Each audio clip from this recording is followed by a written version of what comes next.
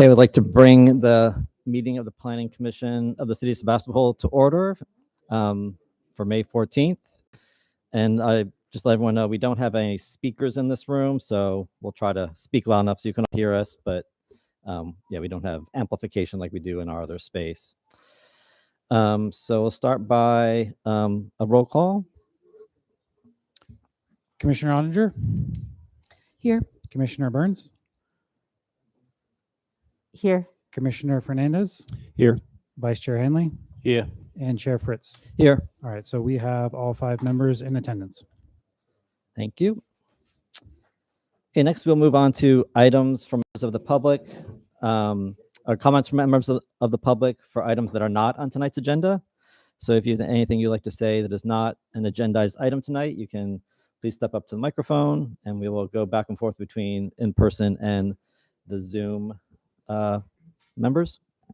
Go ahead. Hi, Stephen Pierce, resident of in-town Sebastopol. And I'm here tonight to talk about the $260,000 grant that was awarded to the city for sustainable transportation grant.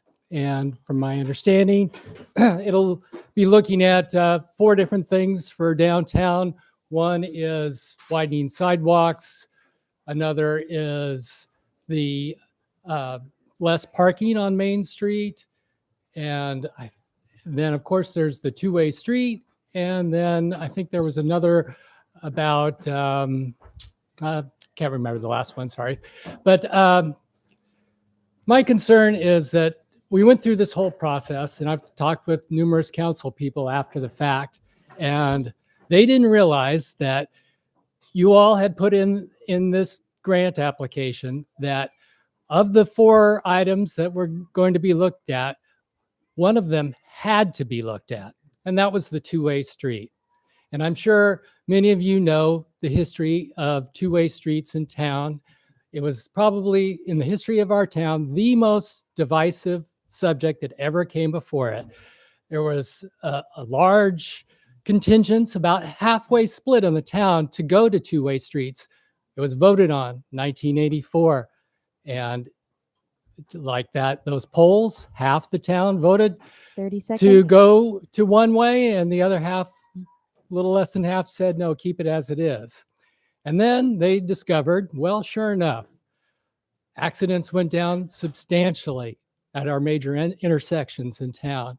There is a history. I suggest you actually look at it. It's been written up multiple times.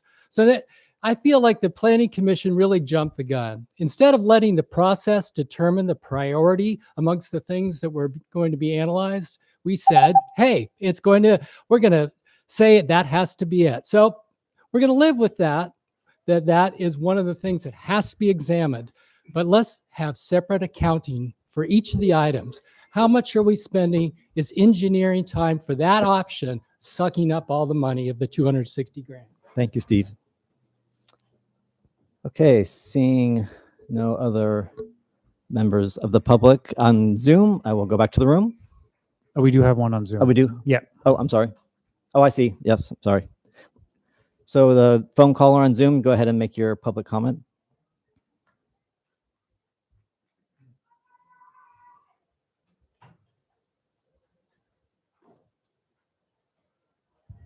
Linda, you can go ahead and unmute yourself.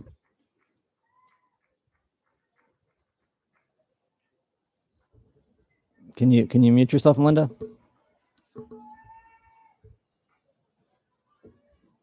Can we unmute Linda?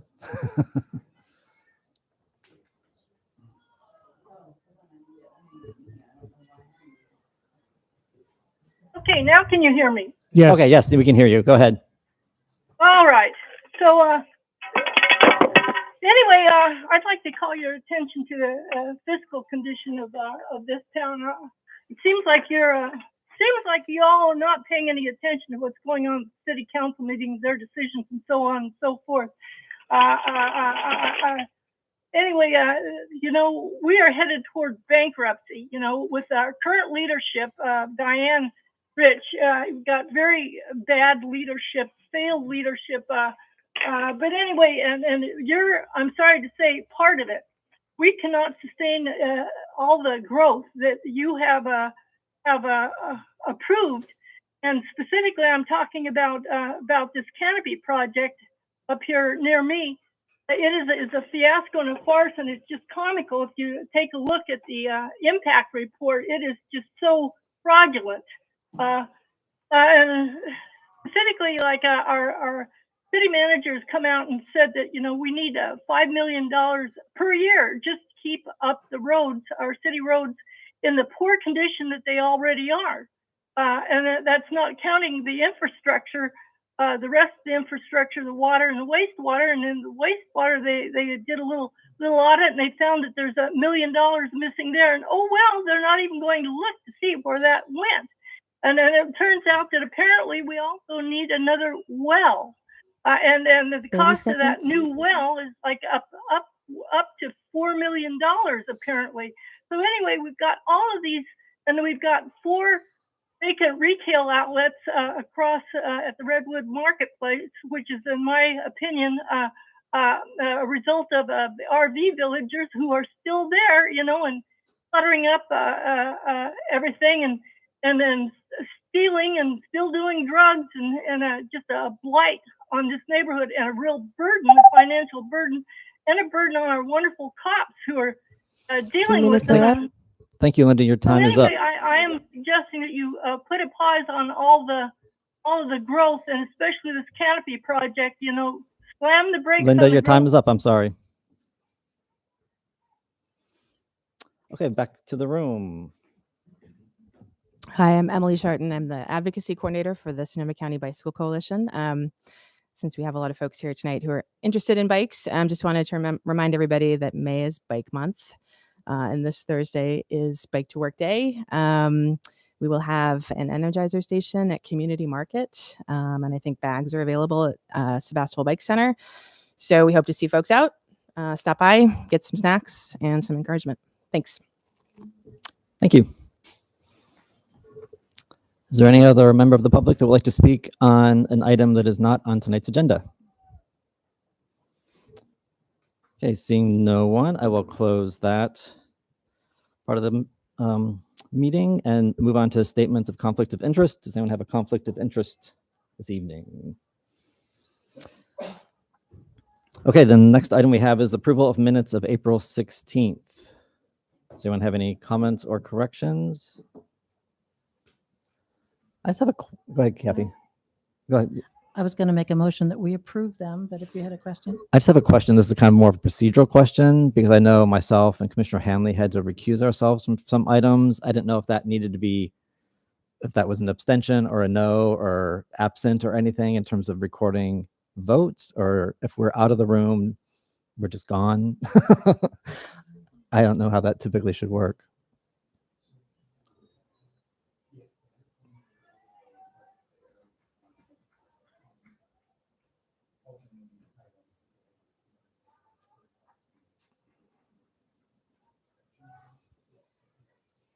So yes, you would count as an abstention on Okay. that particular item that you recused Okay. yourself from. Okay, then I would request that those be recorded for those 2 items or 3 items because you recused yourself from 2. Yeah, so 3 items. Yeah. All right. Thank you. Okay. That was my Yeah, only staff will correction. make those notes. Okay. And I hadn't read that, so I'm assuming that they hadn't. Yeah, they had that recorded they it. had not been recorded that way. Okay. Then I move that we approve the minutes. Was it April 16th. 16th? With the addition of the correction for the abstained votes. I can second it. Okay, let's go for a vote then. Commissioner Onger, Yes.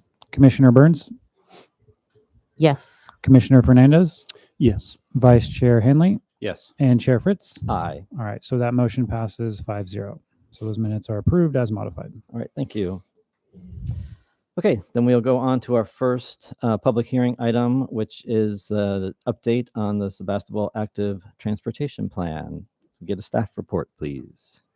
Yes. So I will make a brief staff report and then turn it over to Eleanor and Dana Teray from SCTA and Leshner Planning. So The item tonight is the milestone number 2 update for the active transportation plan that's being underway from the county. City staff and SCTA have worked closely with the consultant team, Fair and Peers, and Leshner Planning to gather data and establish existing conditions, engage in community, conduct technical analysis, and develop draft contents for the city's active transportation plan. City and staff and the consultant team presented an overview of the project to the Planning Commission last fall, September 12th, 2023.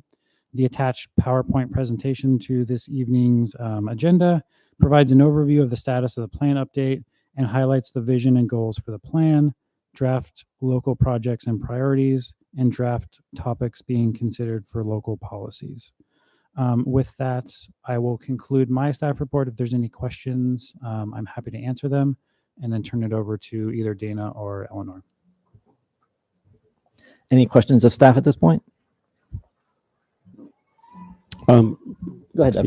Yep. Just for public information and process, could you just go through the process again, the commenting, the dates, and so forth of this process here? I know it's in there, but just so the public knows, this isn't like a final decision and what. Correct. Is this going to be part of your presentation? Oh, it is. Okay. In that case, that's fine. Okay, that'd be All great. right. Yeah. Thank you. Yeah, that's better.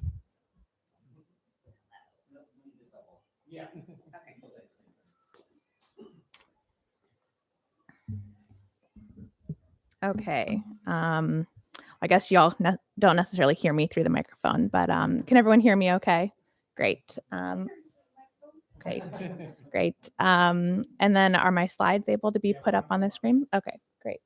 Well, thanks everyone so much for being here. Thank you, planning commissioners, members of the public. I know this is a really important plan happening in Sebastopol, and so I'll give kind of a quick update of where we're at with the plan now, and just to speak to your question about where we are in the process. I'll speak more to this, but I think it's important to understand that for the project, we have 3 rounds of community engagement. So when we came to the Planning Commission in the fall, that was the first round of community engagement, explaining the start of the plan, understanding existing conditions. We did a pop-up event at the farmers market in town.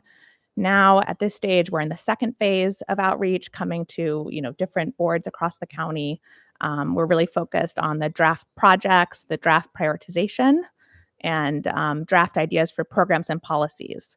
In the fall, I believe in the November timeframe, we would be coming back to this group with the draft plan. So that would be the 3rd round of engagement and the 3rd presentation to Planning Commission. And the idea would be to have the plan finalized in early next year, so in the winter time. Let's go to the next slide. So this is a summary of the scope of work for the project, the kind of framework that we've been following. So again, as a reminder, I'm part of the consulting team that's supporting the Sonoma County Transportation Authority and updating the countywide plan, which is an umbrella plan that includes 7 different local jurisdictions, including Sebastopol. So Sebastopol is one of 7 different local jurisdictions that's going through this process together with the countywide plan. In terms of our process, we started with understanding existing conditions, establishing the foundation, doing some technical analysis that we presented in the first meeting, looking at level of traffic stress, some other aspects. We've been doing these various rounds of engagement, as I mentioned, and then the main focus the past few months have been to develop the draft projects and programs, which I'll talk about tonight. And some of the later tasks will be looking into funding, implementation plans, and then developing the draft plan itself, which would again come back to this group in the fall. So next slide. So in terms of the purpose of the plan, we see 3 main themes with the purpose of the plan update. One is around making the plan focus on all ages and abilities. So creating spaces for people to walk, bike, and roll that are low stress and lower risk, and create more opportunities. So more opportunities for mode shift. Second is looking at regional connections, identifying regional routes between jurisdictions as part of the larger countywide ATP. So we're zooming in on the local jurisdictions, but also looking at the countywide context and understanding where regional routes are appropriate. And then finally, another focus that's an update from the previous plan is really focusing on implementation, having a data-driven prioritization approach, and setting projects up for implementation and build out. So I spoke a little bit about the 3 phases of outreach and the schedule. This is just a summary going through the schedule. So now we're about halfway through the planning process, as you can see. So again, the focus is really on the draft projects, programs, and moving into prioritization, funding, and implementation. So in the fall, as part of the countywide effort, working in these different jurisdictions, we attended committee meetings such as this in 7 different local jurisdictions, as well as 4 different committees at the countywide level through SCTA. We held pop-up events in 7 jurisdictions across the county. We did community bike tours in several jurisdictions, including in Sebastopol with Tor and Roberta. Thank you for hosting us. We were also part of the Sonoma County Bicycle Coalition Advocacy Summit in the fall, where we met folks there. So we also have an online community engagement platform. So we collected over 1,000 comments on the web map in the fall. And so since that time, we've really been integrating all this information that we've heard, from the agencies, from the various committees, and then also from the public input that we've received. So following that, we've also had in-person staff workshops with all the local jurisdictions, including with Sebastopol. So a lot of the work the past few months is working with city staff, working with SCTA to develop these draft projects and policy ideas. So next slide. I'll just emphasize, a real focus of this plan update is also to align these projects and policies to be aligned with SCTA's commitment to Vision Zero, really looking at safety, understanding the countywide high injury network and where improvements are needed to improve safety for people who walk, bike, and roll. I spoke briefly about this idea of all ages and abilities. This is another newer topic in the active transportation planning world, really understanding that the majority of people out there fall into this interested but concerned bucket. They're interested in biking or walking more, but they're concerned about safety. They don't feel comfortable, biking in just a painted bike lane next to 40-mile-an-hour traffic. And so a lot of our recommendations stem from understanding level of traffic stress and really trying to develop recommendations to address this, encourage more people to cycle and walk more often. Also part of the plan is really just incorporating industry best practices. I think a lot has changed since I believe it was 2011, the previous bicycle and pedestrian master plan. So a big part of this update is really understanding what are the current best practices, new ideas, how can we bring these to communities across Sonoma County. So this includes looking at where it may be appropriate to do, different types of on-street bikeways. For example, the Class 4 separated bikeway wasn't a class type when the previous plan was done. So that's something we're looking at across the county where that might be appropriate, including looking at, electric scooters, electric bikes. That's something that's a much more emerging topic. And also quick build projects where that may be appropriate across the county. I'll speak a little bit on this slide. I've spoken a little bit about how in this plan, there's a desire to shift towards creating more low stress bikeways. And so you may be familiar with some of the more traditional bike facilities, like a Class 2 bike lane, just a painted bike lane, or Class 3 bike route where there's a share or sign on the road. There are a fair number of those in Sebastopol. And then some of the newer facilities that we want to integrate in Sonoma County communities are the separated bike lane, which is Class 4 in the top right. So this is where there's actual physical separation, whether that's a curb, bollards, or flexed posts. Another facility you'll see later on is this idea of a bicycle boulevard, which goes a step further from the traditional Class 3 bike route, which may just have signage or sharrows on the road, whereas a bike boulevard is a street that is prioritized for people walking and biking and may have traffic calming traffic calming included depending on the volumes and the speeds on the roadway. So you can see this example from Berkeley, where they have both a speed hump and then what we call a chicane, where it kind of moves traffic from left to right as different techniques to slow traffic down in residential neighborhoods typically.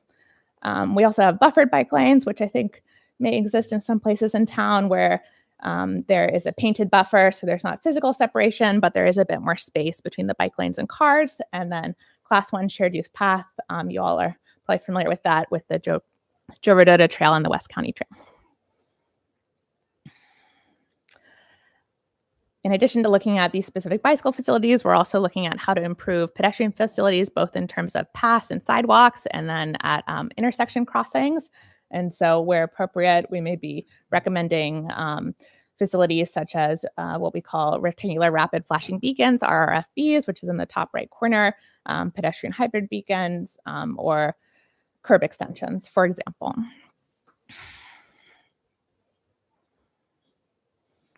Now we'll go into some of the more the recommendation side of things. I believe in the fall we came with a draft vision and goals for the plan, and so we've taken the feedback received at that time and created a revised vision for the Sebastopol transportation plan.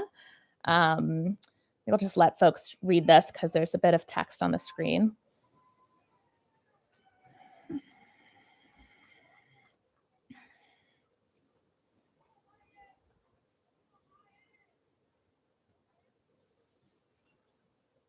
Okay, and then again, the draft goals that we talked about in the fall are one around the plan creating a connected and reliable transportation network that allows people of all ages to get around in a variety of different ways. We want to create a network that is safe and well maintained, that's aligned with Vision Zero policies at the countywide level and the local roadway safety plan as well.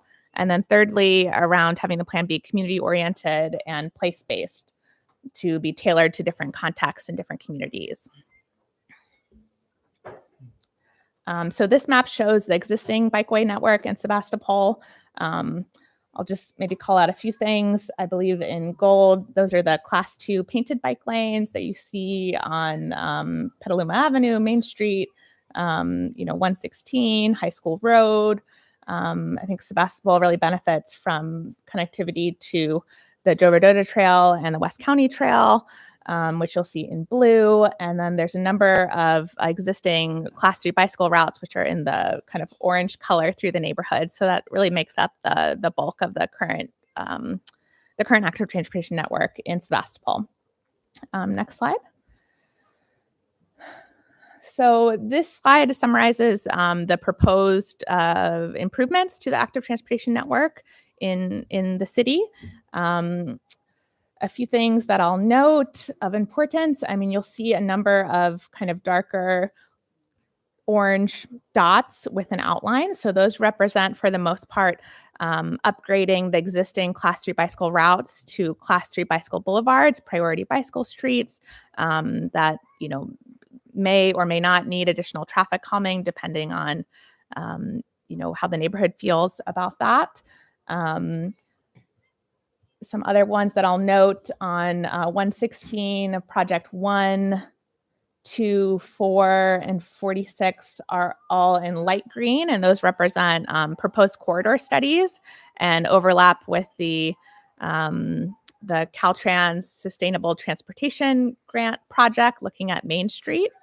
And then an additional, basically the city has received 2 grants to look at transportation along the 116 corridor in the center of town, the grant that I just mentioned, and then another one, the priority development area related grant on kind of the north and south side of towns. And so those have been identified as areas that the city would be studying further as part of those grants. And we're not necessarily identifying a specific facility at this point.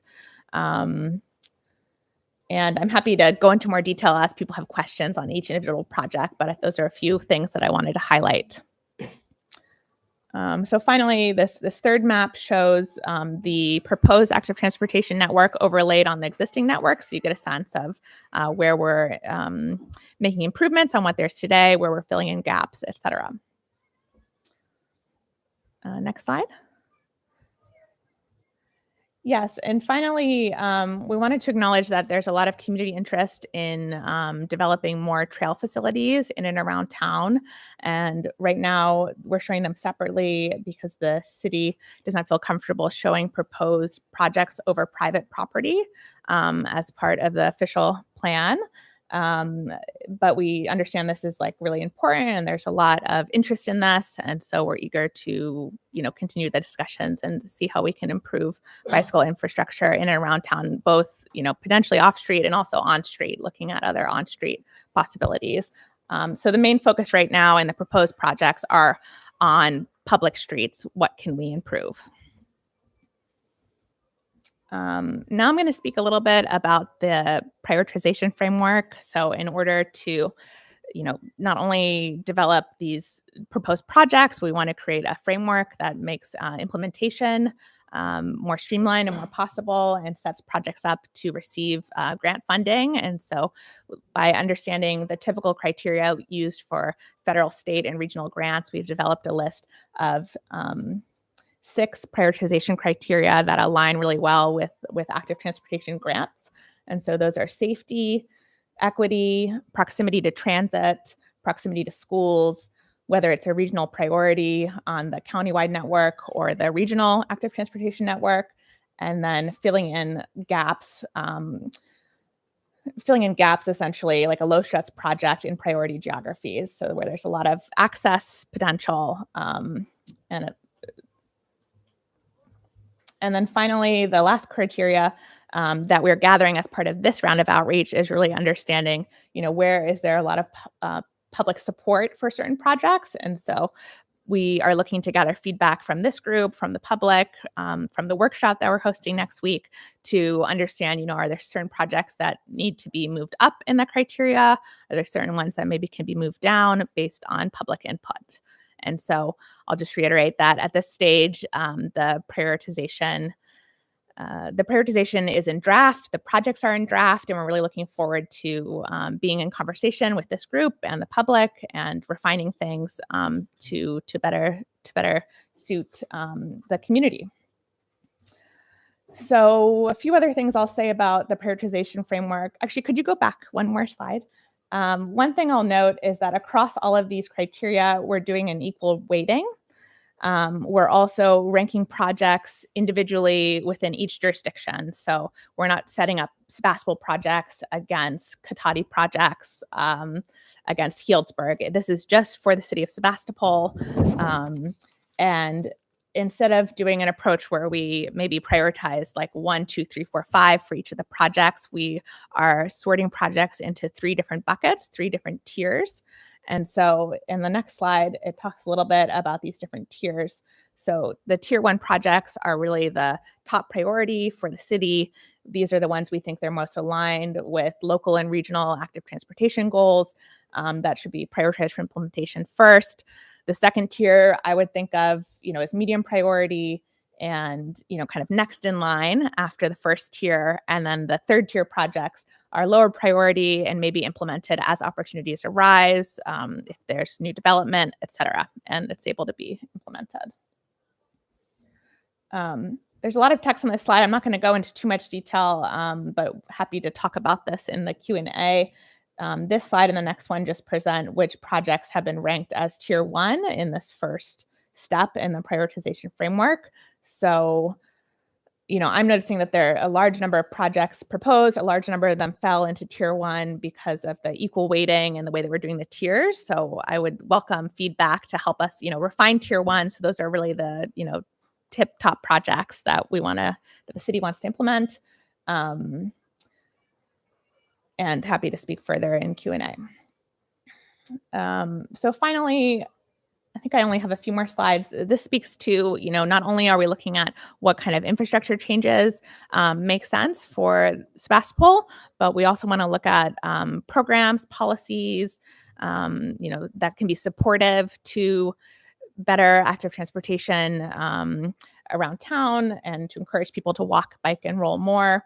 So a couple ideas that we have so far based on, the research, conversations with the county and the city are, in terms of having a connected and reliable network. Some policies that may fall under that are to, for the city to continue incorporating active transportation projects into the city's traffic impact fee, capital improvements projects to enable implementation, to prioritize sidewalk gap closures that the city is aware of based on activity centers.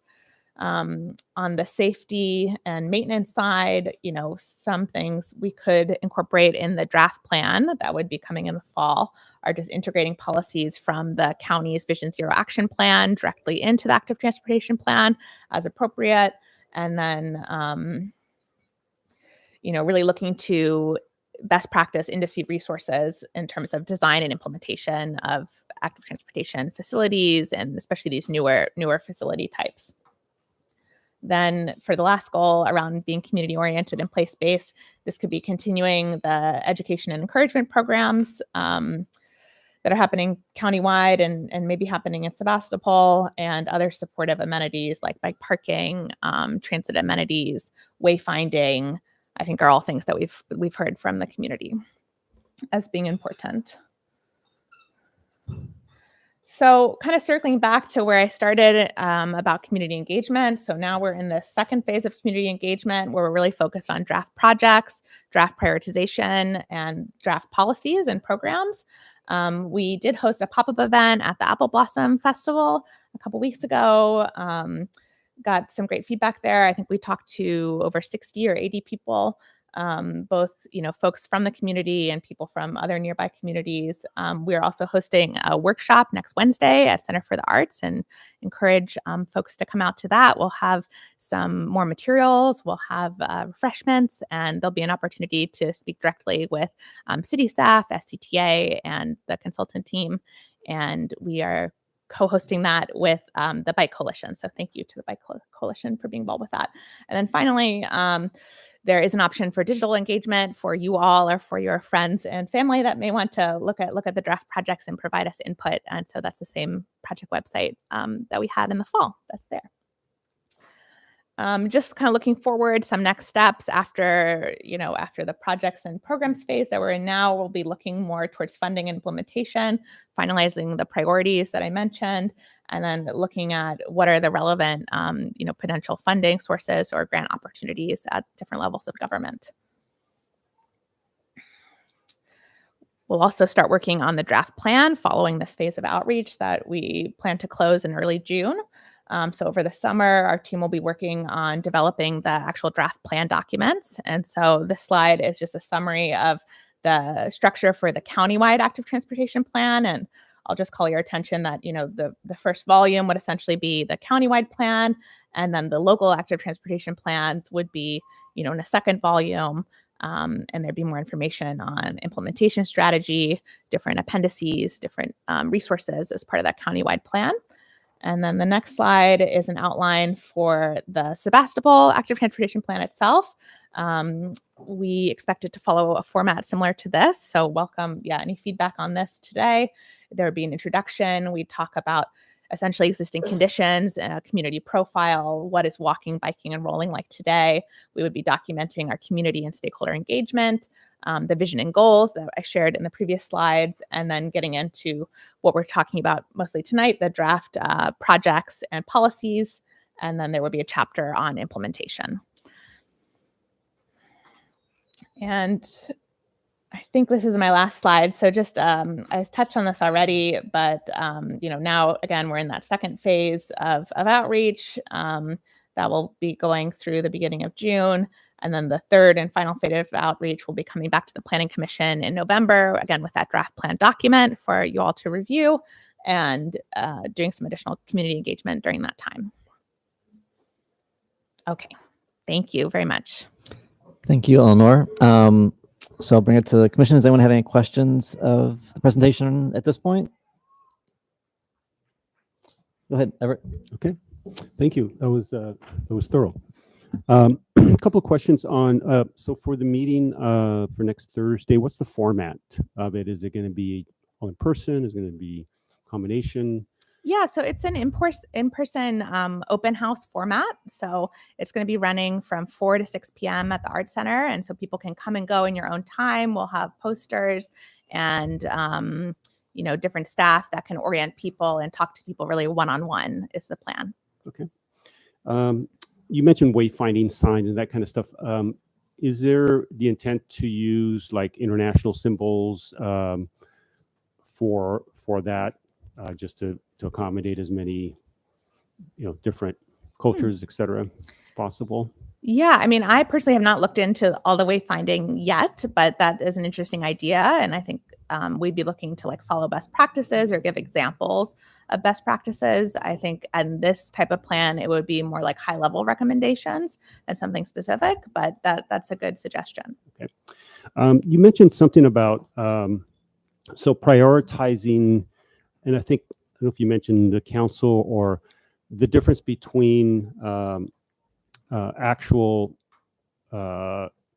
public paths versus paths that have private property as part of it. Could you just kind of elaborate on that again, or just kind of reiterate what you meant by that? Sure. Yeah. And I'm looking to maybe John, if you have any further clarifications, but the draft projects at this point are really focused on projects on public right-of-way, on existing streets, and at this time do not have recommendations for, off-street paths that may cross over private property.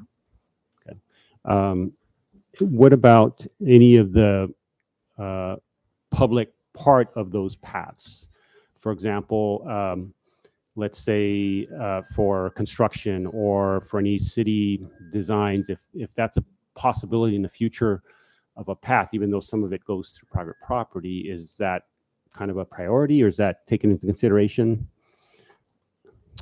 I mean, I would think so. I think the complexity around it is when that meeting of the private property and public property comes together, there needs to be some sort of language or easement kind of in place to allow the city or the members of the public to use that path with ownership of that property or the rights of that property owner. So I think at this point, we have those 2 additional trails that go through private property as kind of community-driven trails that the complexity around the acquisition of that land is not something that is necessarily maybe a high priority as far as staff time and other things like that go right now. That doesn't mean that it can't be included in the future. I know that there's been some questions about, if it's not in a plan, then it doesn't meet the qualifications of grant funding in the future. That's something I would probably have to reach out to Eleanor and the team to make sure that, if there's a delineation between what we're proposing and what we're looking at in the future, but noting that private property is part of this plan, what are the ramifications of that? So the private property component of it gets a little difficult, and I think staff wanted to make sure that what we're proposing to the community is something that we can deliver on as well, because the last thing we want to do is propose a plan that we can't deliver all of the components of. Yeah, and that makes sense. I mean, as far as, the city, it would be a big undertaking to address some of those private property areas. However, I think, and I don't know, this might be part of the discussion, but I just wanted to bring it up as a question as long as you're here as well, is that there's an opportunity, and there may be a window of opportunity with some of those property owners that perhaps now are amenable to it. And some people have spoken to them. Whereas when there's a changeover and the city is ready to address it, now it's impossible, or we've lost that opportunity. So, and then maybe that's something that might be more of a citizen committee to approach some of these, but I just don't want to lose that as an opportunity. And, for example, just, say the Apple Blossom Trail, I don't want to lose sight of that as a possibility. And if we just simply say, well, we're not going to address it because it's private property, then you might as well just eliminate it because it's never going to happen. So I just wanted to throw out there that, you know, that we need to maybe take some action on that. I don't know in what form, but I think we should just keep that open and not necessarily for the city to take effect on, but just to have it there as a reminder, as a possibility.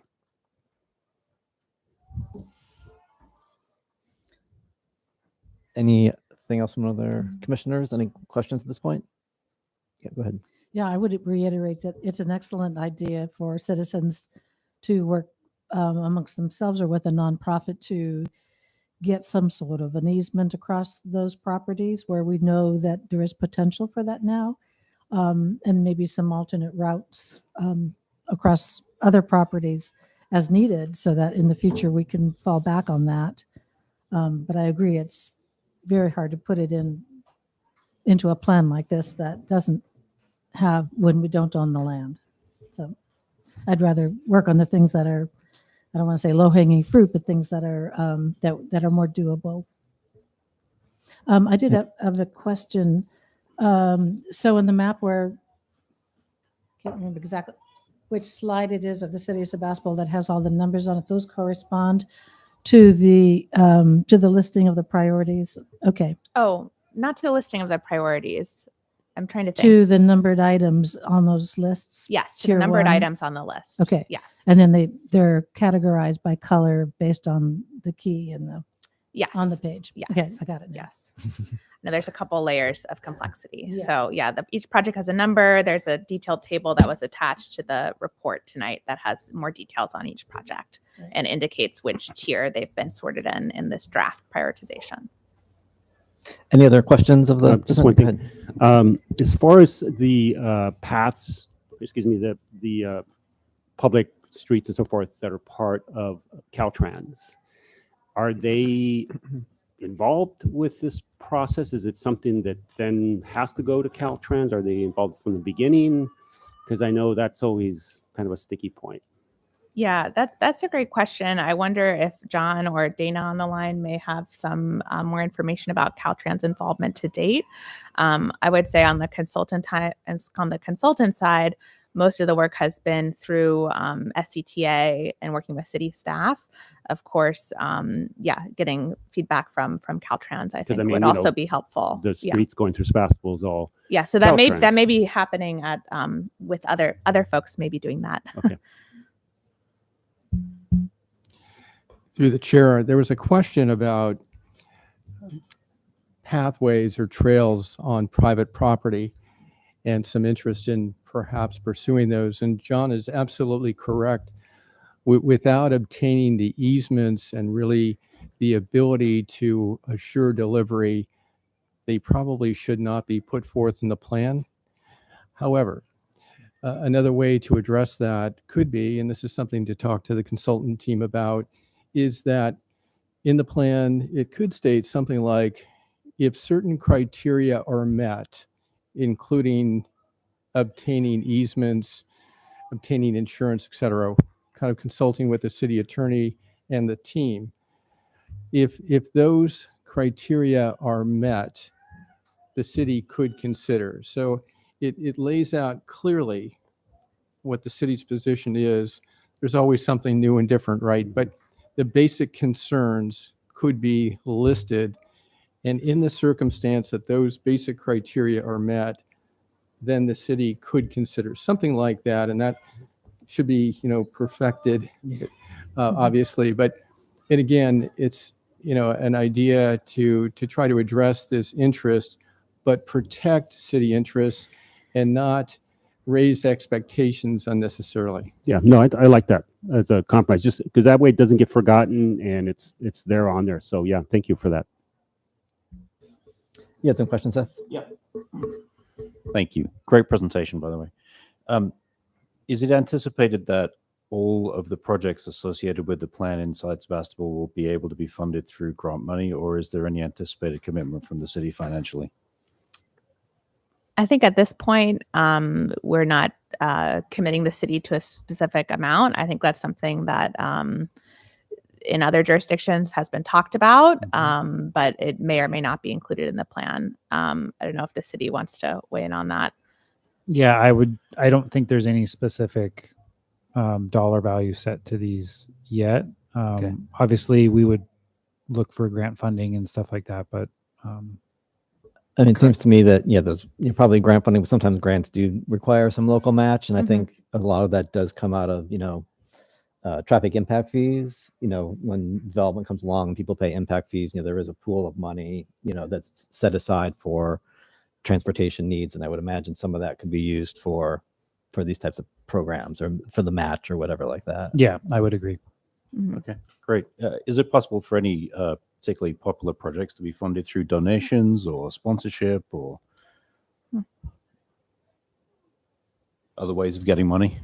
I'm not an expert on those types of how projects have been alternatively funded. I believe that there are more and more examples of alternative funding structures. Would welcome any input from the city or SCTA if they know of more specific examples. Okay, I just wondered if we'd ever done that before. That could be something that we perhaps look into potentially. I think that is something to look into, and we could certainly work with the consultant team and our city attorney and get back to you on that. Thank you. Thank you. Are you able to estimate post-improvement sort of success factors, i.e. how many more people take to their bicycle, take to the sidewalk, etc.? Yeah, there's certainly research that's been done that looks at improvements in bicycle facilities and how that changes, mode split. I'm not sure how much this plan will necessarily focus on that at the local level. I would need to check if we're looking at that perhaps just at the county level overall.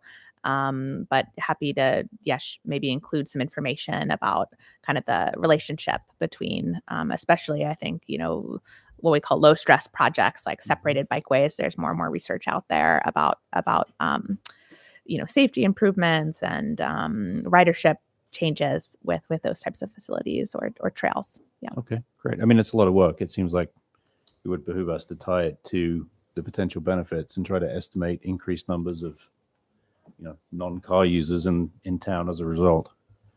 Yeah, I can check if that's part of the scope. Okay. Have we done any sort of post-implementation studies on any of the other buffered bike zones that have been implemented in town to measure their success? Not that I'm aware of. I think those were implemented before I got here, and I unfortunately don't have that background information. It's probably something that I can look into and consult with our engineering department. Yeah, it would be great to know. I mean, it makes it a lot easier to get these things implemented if we can say, like, we saw a 50% increase or a 200% increase or whatever it is. We got some numbers to hang our hats on. Is it possible that Dana might be able to respond? Because I know she please. has a lot of expertise in this area. Hello. Yeah, I'm Dana Trey with the Sonoma County Transportation Authority. Can you all hear me? Okay, great. I could chime in about kind of looking at mode shift for after implementation of the plan. At the countywide level, we can use our travel model to estimate, any split in mode shift with implementation of the plan to some degree. It is a model, so it has a level of certainty that it's a projection. So that is something that we can take a look at. It would be more at the countywide level, and I imagine when we look at that, it would be through our comprehensive transportation plan update that's starting in the next year. Also, just offer that we have automated bicycle and pedestrian counters at SCTA that some jurisdictions have used to actually measure bicycle and pedestrian use pre and post project. So those are available to take a look at specific project before and after implementation. And then was there another question directed toward me? Dana, I think there might have been one towards the state highway coordination with SCTA and Caltrans. Okay, so in terms of like review of the projects, Correct. on the state highway, great. Yeah, so Caltrans is actually in the process of updating their District 4 bicycle plan, and we have been coordinating with them on proposed projects for the active transportation plan locally, and the draft projects that we have on the Caltrans right of way. So that is in progress, and we are, sharing information and expect to, if there's any issues they see with the projects that have been proposed, we expect them to be coordinating with us on that. Thank you. Any other questions from the commission at this point? Oh, one more. Okay, go ahead. As part of this, it would be interesting to know what the anticipated increase in visitors to Sebastopol might be if we implement these alternate forms of connection between towns. I think it'd be a real selling point. Mm-hmm. Yeah, great point.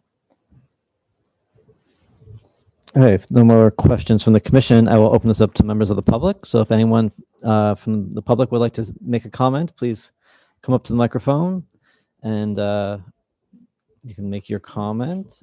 I don't see anyone on Zoom from the public, so we will, oh, there's one. Okay. So we'll go to that person next.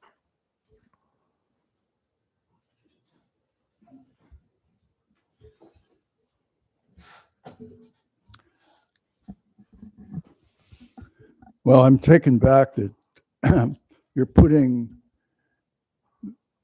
or placing the priority on trails at such a low point, because what do people really want? It is not bike lanes. That, if you look at any survey, like Zillow, I'm passing out something to you now that says, hey, the best two things that people look for in a community are walkability and bikeability. Young kids learn to ride and love biking, not on bike lanes, but on trails. And you see them all the time on the trails around our town. That 85% of the bikers who are people who have bikes and do biking prefer or don't like to ride on bike lanes, and including protected bike lanes. And, trails give you a sense of community. The dog walkers, just the neighbors visiting kind of thing. You see it all the time on community trails with houses. And the Apple Blossom Trail will serve 3 schools that have great lines of traffic right now because kids are delivered in huge numbers at these schools. Now, why 30 for seconds. Sebastopol are we putting this at such a low priority? Nearly every trail in this county of Sonoma has been developed over private properties. Even the Joe Rodota Trail at the end of it had 2 or 3 private properties to make it connect. The trail that was studied going from Sebastopol to Petaluma along the railroad right away, 2 minutes are up. that had 72 private properties, and they spent $250,000-$60,000 to study that. Thank you, Lynn. Sorry, your time is up, so you can wrap it up. Yeah, okay. Just, you're taking an opportunity to have something really great for this town that's been well vetted. Nearly every private property person is on board. And I have an envelope of signed papers here saying, hey, they are willing to give up some of their property for an easement. And Okay, Lynn. I think I'd let the next person speak. Thanks. yeah, but this is important. I understand. That Other the people have important things to say too, Lynn. So please let someone else have a chance. Let me just say, the people are willing to give up that easement. And that's what you've been talking about here. Thank you. Anyone else like to make a public comment? Go ahead. Oh, I'm sorry. We do have one person on Zoom.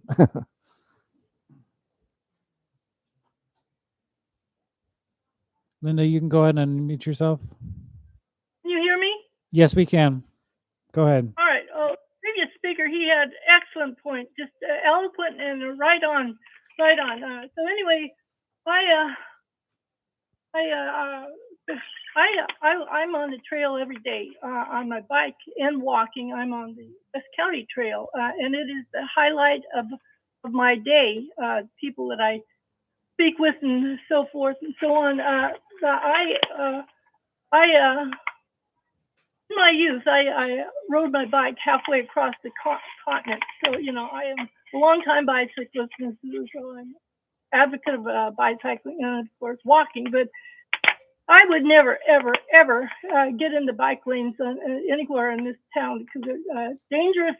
And we're living in wine country. There are bunches of drunks on the road, and there's just no end in sight to the development that you all are allowing. The Canopy project, once again, will put 684 more cars, daily trips on Healdsburg Avenue, which has already had an injury because of the orientation of Healdsburg Avenue at a certain time of the year. Like on July 4th, we've already had one accident. The sun is directly in the eyes of the motorist. And so we've already had one accident there, a serious accident. We've already had 2 deaths on bicyclists, down on a high school road. That more bike lanes is just not a good idea. Plus, we don't have the roads, the condition of our roads are poor. So I am in total agreement with the previous speaker about having more trails and less bike lanes. We don't need to encourage more people to get out and kill themselves or be injured because of what the consequence will be, in my opinion, is that there will be 2 minutes are up. more lawsuits against the city, as there already have been. So, what I think. More trails. Thank you, Linda. Bike lanes. Thank you. All right, we'll come back to the room. Go ahead.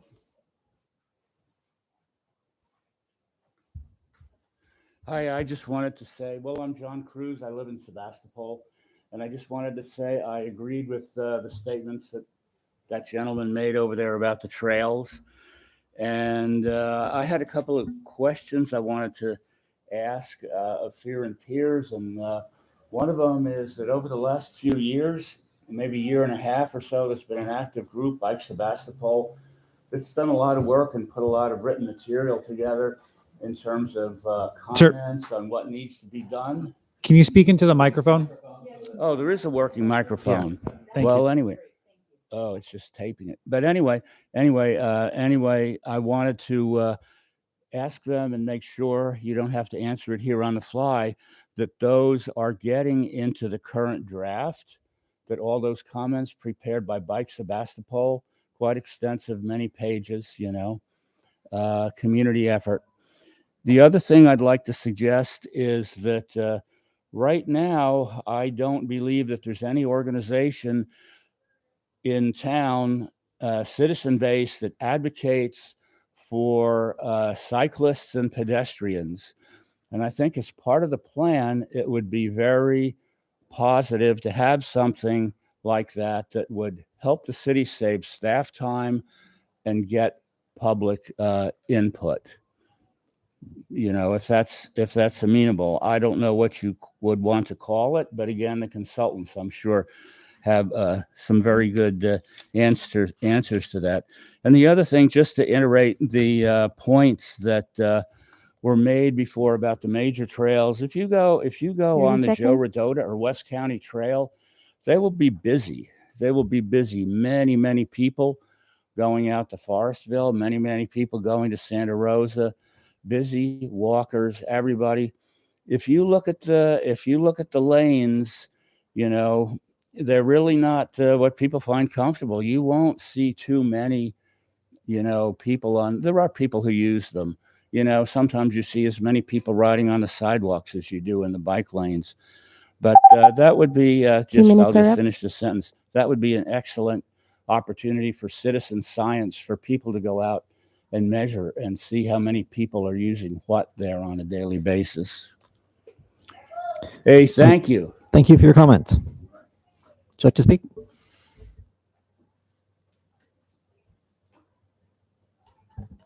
My name is Roberta Delgado. I've lived in Sebastopol for 7 years, in Sonoma County for 41. And during all of those years, I have ridden a bicycle. And I am a member of Bike Sebastopol. I'm a volunteer lead / sweep for the Sonoma County Biker Chicks. And I also am a member of the campaign committee for the Santa Rosa Southeast Greenway. So over and over again, I'm seeing similar themes come up around active transportation. And anybody who knows me knows I just talk to people. I ask them questions. I engage them in conversation. And some of this is going to be a little bit redundant, but over and over again, here's what I hear. What people want between dense population areas, continuous class 1 trails. Emphasis on continuous. As soon as you ask someone to leave a class 1 trail and get on our shared road, you're going to lose anybody who's not a confident, fit, experienced rider. And those class 1 trails ideally should be wide enough to provide separation for walkers and wheels. Where class 1 trails cross roads, walker rider activated beacons that flash not yellow, but red. And one of the places I'm thinking about that's maybe outside your purview is Llano Road and the Joe Rodota Trail. Within population areas, bike lanes that are protected. 30 seconds. Thank you. With bollards, and those bollards do not have to be heavy, preferably also parking protected. And I'd be happy to share a photograph with you of the approach to Oracle Park on 2nd Street in San Francisco that provides absolute wonderful. It's all about a visual cue for drivers. Traffic signal sensors that detect the presence of a bike with a carbon fiber frame. And if you can't provide a separate part of the cycle for bikes and pedestrians, at least give us a head start. And last, road dieting. Lower speeds, narrower lanes. Okay, I'm done. Thank you. Thank you for your comments.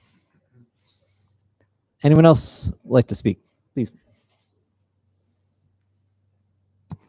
Yeah, hi, Gavin Waters, Sebastopol. I guess my question is, what role does this commission have in approving the plan, and what ability do the commissioners have to edit, adjust, and do you foresee that, or will it just be accepting the recommendations as they are? We'll answer questions kind of at the end. So if you have any more comments, then we'll. Oh, I see. Just general comments. Yeah, just sort of general comments and questions, and then we'll address them once everyone's done. Okay. Comments. Well, you can think about that, I guess. Yeah, I do use the bike lanes every day. In fact, I used many of the bike lanes in Sebastopol today, and I frequently take my children in the bike lanes. Regarding Main Street, I can tell you that on Saturday, for the first time ever, was riding 3 abreast with other riders in the bike lanes. So they're heavily used, and Sebastopol is, filled with very courteous drivers. So yeah, I would encourage you, in addition to considering the trails, also consider the bike lanes, and especially making those protected. I think that having the protections will go a long way to helping less confident riders. So that's it. Thanks. Thank you. Anyone else? Yeah, go ahead. Nope. I am Denver Booker. I have the bike shop in town here. So I guess I have a unique perspective from people's opinions. I hear it all the time. And a common thing is people want to get into biking, but they're afraid because of the traffic. And I'm sure a lot of what we're doing will improve that. But what Roberta said about the trails connecting, yeah, it's sort of like Downhill ski slopes. If anybody who's been downhill skiing, if you're a beginner, you can take a beginner run from the end of the chairlift right back down the chairlift. They're not going to throw a double diamond, black diamond section in there for you. But so much of our bike infrastructure is that way. You've got a beginner ride and it turns into something else. And that stops a lot of people from riding. If you look at a picture of cyclists in Copenhagen, you know, you can do a search and you'll find a lot of pictures. They're all just wearing street clothes, no Lycra, hardly any helmets. Those same people live here, but because of their fear of being out on the roads, they're in their SUV or whatever. They're in a car. You know, I think it's it's really a build it and they will come scenario for bike lanes, unfortunately, because we're counting. If you're counting bikes in traffic, you're not going to see those people. You only see a small section of the cyclists who are brave enough or stupid enough to be out there in the traffic, and that's just the tip of the iceberg in the cycling community. Thanks. Thank you. Yeah, go ahead.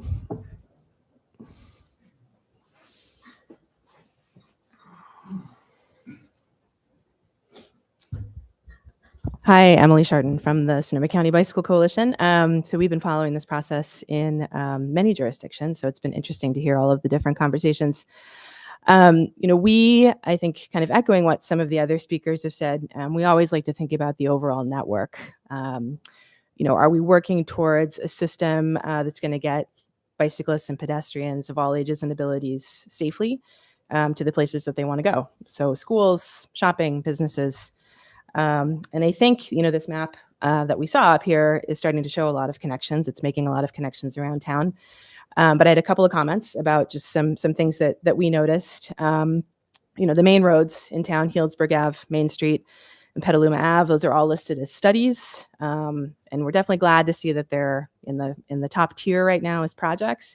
But really, as the main arterials in town, they need to be the top priority, figuring out what is going on with those roads. And I know that there's, you know, complications with Caltrans, but these roads should have protected lanes, you know, at the very least for cyclists and traffic calming to help slow cars down.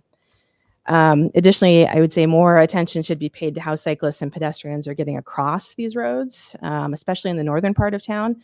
The city has a really great asset, obviously, in the West County Trail, but if you're not on that side of 116, it's pretty hard to get to. There's not great crossing, at least again, as identified in this draft map.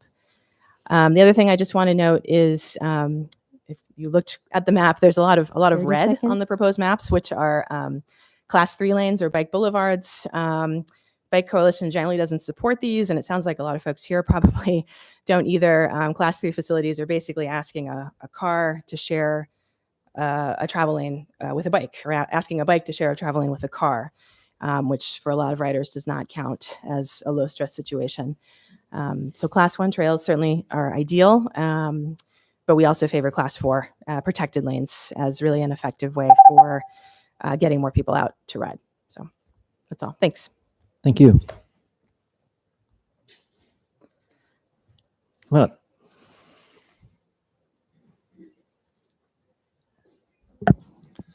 Hi, my name's Tor Allen. I'm representing Bike Sebastopol, and there's a lot of detail here to comment on adequately in 2 minutes. And so I'm looking forward to the workshop next week to get into that a little more. I'm also going to be taking this to sharing with some high school classes next week to get their feedback, as they will be, you know, some of them ride and walk here, and they want to shape this community. As far as a question for this, I'm just curious about how much collaboration with the school, like the high school, and also the county, since our borders intersect both in the plan. It's not, I don't know if maybe you can answer that in the questions as a prep for next week's workshop. And I think I'll leave it at that. Thank you. Thank you. Come on up, Steve.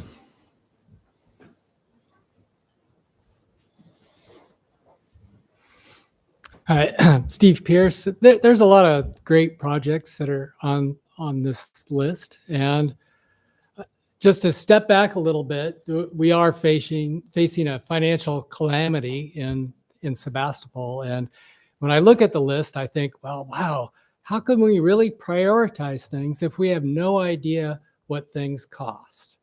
Because really, cost should come into play here, and what you may not be aware, the Go Sonoma money, that does require a 15% match from each city.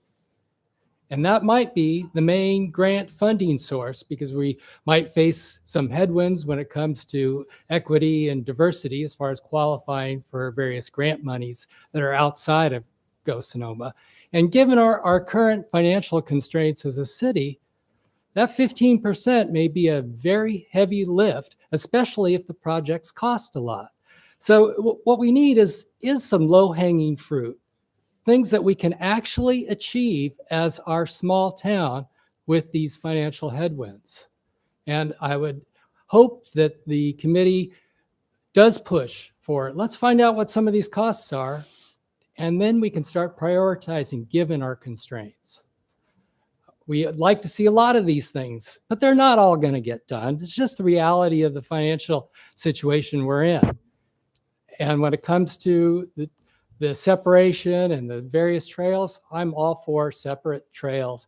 I actually grew up, my house was declared eminent domain as a kid, and we got booted out. And if people really don't want to have these trails in their yards, and I understand why, there is a greater good argument that eminent domain should be considered when we're looking at things that seem like they're impossible to do because of private property ownership. 2 minutes are up. Thank you. Anyone else? Kind of come up so we can hear you in the microphone. The people, the recording can hear you in the microphone. Yeah, hi, my name's Olivia Rathbone. I live out in Freestone, and I'm part of a sort of an informal bike group that's sort of coming together in Forestville. And my question, I know that we're really focused on Sebastopol. I'm one of those 1% stupid brave people who are biking, on kind of crazy roads out there. And that this meeting is really focused on the process in Sebastopol. But my question is, how do the unincorporated areas provide feedback? Because I haven't really seen much publicity reaching out to those communities. So, thank you.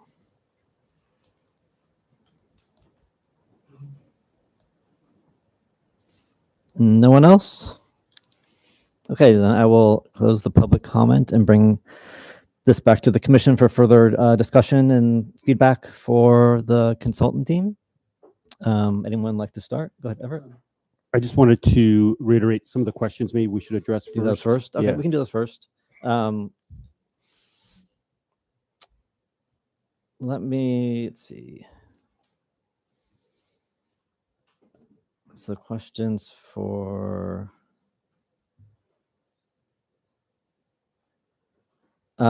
So where's Eleanor? Back there. Okay. Yeah, why don't you come up here? So the one question was about the Bike Sebastopol comments and getting their feedback on the plan. What's your best, should they submit them to you? Is there some way to can send things speak to that. online or? Yeah, we've definitely received the comments from Bike Sebastopol. So in developing these projects, we are really looking at the feedback from Bike Sebastopol, the feedback we got from the community last fall, from this meeting last fall, looking at the previous plan, talking with city staff and SCTA are some of and looking at the level of traffic stress, high injury network, all these different data points really came together to come up with this recommendation. Mm-hmm. And the last thing I'll say is, of course, a lot of the comments may have to do with like programmatic updates, or it's not necessarily a physical infrastructure project. So I think some of those would come out more in the draft plan where we have a written document where there's more information. But we're definitely looking at all of the data. Okay, great. And I'll just address Gavin's question about, our role on this. So tonight it's just to, receive this presentation, give any feedback that we hear on, based on our own review of the document and the list of priorities, and also, to respond to what people here in the room have commented about. So that's kind of our role at this stage. Then it will, again, as Eleanor said, come back to us as the kind of full draft report in November, which will be reviewed by the commission and, again, members of the public. It'll be another opportunity for members of the public to come and make comments on the draft document. At that time, the commission will also make comments on the draft document. And then it will come back for a final review. And I don't know, is this something that we review and then refer to council for final approval? Yes, yeah, it will go through a recommendation from Planning Commission to City Council for adoption. Yeah, so then after the draft in November, then we make the comments, and then the team goes back and does the final document that will come back to us for another, basically adoption at that point, and we can make any final tweaks or comments we have at that point. The Planning Commission makes a recommendation, the City Council ultimately adopts it as the Sebastopol Active Transportation Plan. So that's kind of the general process of what our role is and how you have other opportunities to make comment. Let's see, were there any other questions? There was a question about people in the unincorporated county. What's the best, doing any active outreach for people like that? Yeah, I can speak to that. So for basically each of the jurisdictions, the plan for this round of outreach was to do one committee meeting, one pop-up event at a community event, just kind of meeting people where they are, and then to do one workshop. So in Sebastopol, we were at the Apple Blossom Festival. We're here, and then we're doing the workshop next week. For unincorporated county, we decided to take a slightly different approach because the county is so large. We decided to do 3 pop-up events in different places on the county to try to reach more people across the county and kind of spread out our reach. And so we're planning to be at the Occidental Farmers Market on May 30th. I believe that's the right date, on the Thursday.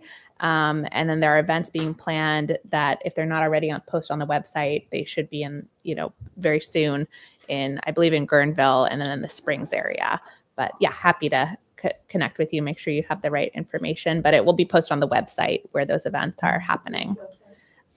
It's the Social Pinpoint website. There's a link in the presentation, and in my car, I have a QR code. So I'm like, I don't know if I have that in my purse, but yes, I can give folks QR codes. Yeah. Okay.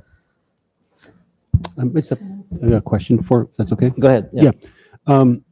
As far as like grants and so forth and how they're looked at, are certain class bike classifications more supported than others as far as grant money is concerned? For example, the project with Bodega Avenue, that basically required to have the bike lanes there. Are there certain, when you're looking at the priorities, and let's say, the grants support, class 3 versus class 2 or class 1, is that taken into consideration? And in your opinion, are there certain priorities on the different classes of bike trails or boulevards? Or Sure, I could speak to that a bit. My understanding, and I've written different active transportation grants, and had some funded, and they've been a lot of different types of facilities. Even some of them were bicycle boulevards and traffic calming, installing like traffic circles or speed humps were part of the project. So I think it really depends.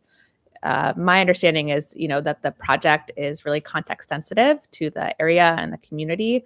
And then there's certain grant programs that may be more applicable for certain types.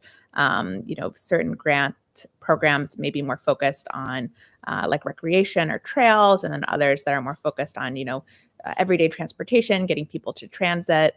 And there's new grant opportunities coming out. There's a recent one at the federal level, ATIIP, that recently came out. So there's kind of new programs coming out. And just addressing, I think also one of the questions is, as far as funding costs, how is that looked at? Yeah, so as part of the plan update, we will be estimating costs for all of the projects in the project list. So that's part of the next step in the process to do cost calculations and then really understand, what is the landscape for active transportation funding and grants, at the regional, at the county, regional, state, federal level, and providing some information in the implementation plan, like, for example, are these some grants that are really well suited to certain projects in Sebastopol? I think that would be, we haven't gotten there yet, but that could be a good outcome, something as a next step. Great, thank you. Debbie, do you have something? Yeah, sorry if this is redundant. I'm hearing impaired, and so it's hard enough with amp. So I think some of this has been addressed, but so I'm going to repeat it if it is, to answer it. But budget has been my concern since I've been on the Planning Commission. I've been involved in several large, wonderful projects that never can really come to fruition because there isn't the funding when we get to that point. I'm always a little confused of why we put the cart before the horse, but I guess you need to do all this to go out to get the grants. But, it feels like since the budget is so, kind of, since the budget is a concern for the city of Sebastopol right now to continue spending money to put forth a proposal that we don't know if we can then get funded or not, there's some middle ground here, because this is probably, I don't know. I actually called John about this week saying, here's all these projects I've worked on in Sebastopol, all the money we've spent on them, and now we can't do them because we don't have the funding. So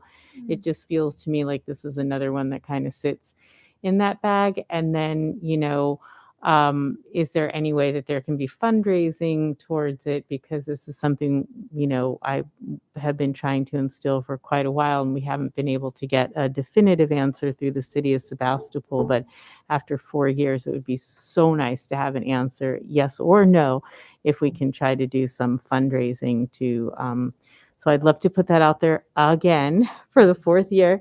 And we've gone through everyone to try to get this answer, but whether it's no, it's great, but just can we do fundraising and bring it into this? And then how do we balance such a deficit and not knowing if we have the funds, but to continue to spend money on plans that we never can actually, so, just wondering if there's some middle ground. Yeah, definitely appreciate the question. And, but, as I mentioned, we will be estimating the cost for the project as a next step. We don't have that information tonight. But I think the questions you raised are very important. I wonder if Dana from SCTA might have any comments on kind of like the funding landscape or next steps, or the question about fundraising, but those are things that we'll be looking at as part of the plan, and hopefully have more information for you at the next update. Thank you so much. Go ahead, Dana. Thank you. I could just chime in a bit on the funding. So this plan is funded through a grant that SCTA applied for through Caltrans. And so, it's not, there's some staff time certainly coming from the city, but, additional funding isn't needed to continue and complete this plan. And I think that, these efforts, this is really preliminary planning that is looking fairly far out. And hopefully, the budget issues are sort of more short term, and this plan can really be useful in the longer term.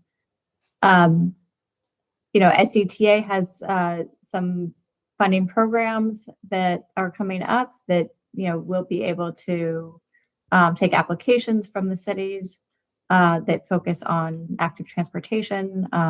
It was mentioned in one of the public comments, the Go Sonoma Act funding that will begin collecting revenue next year, has a portion carved out for building bikeways and pathways.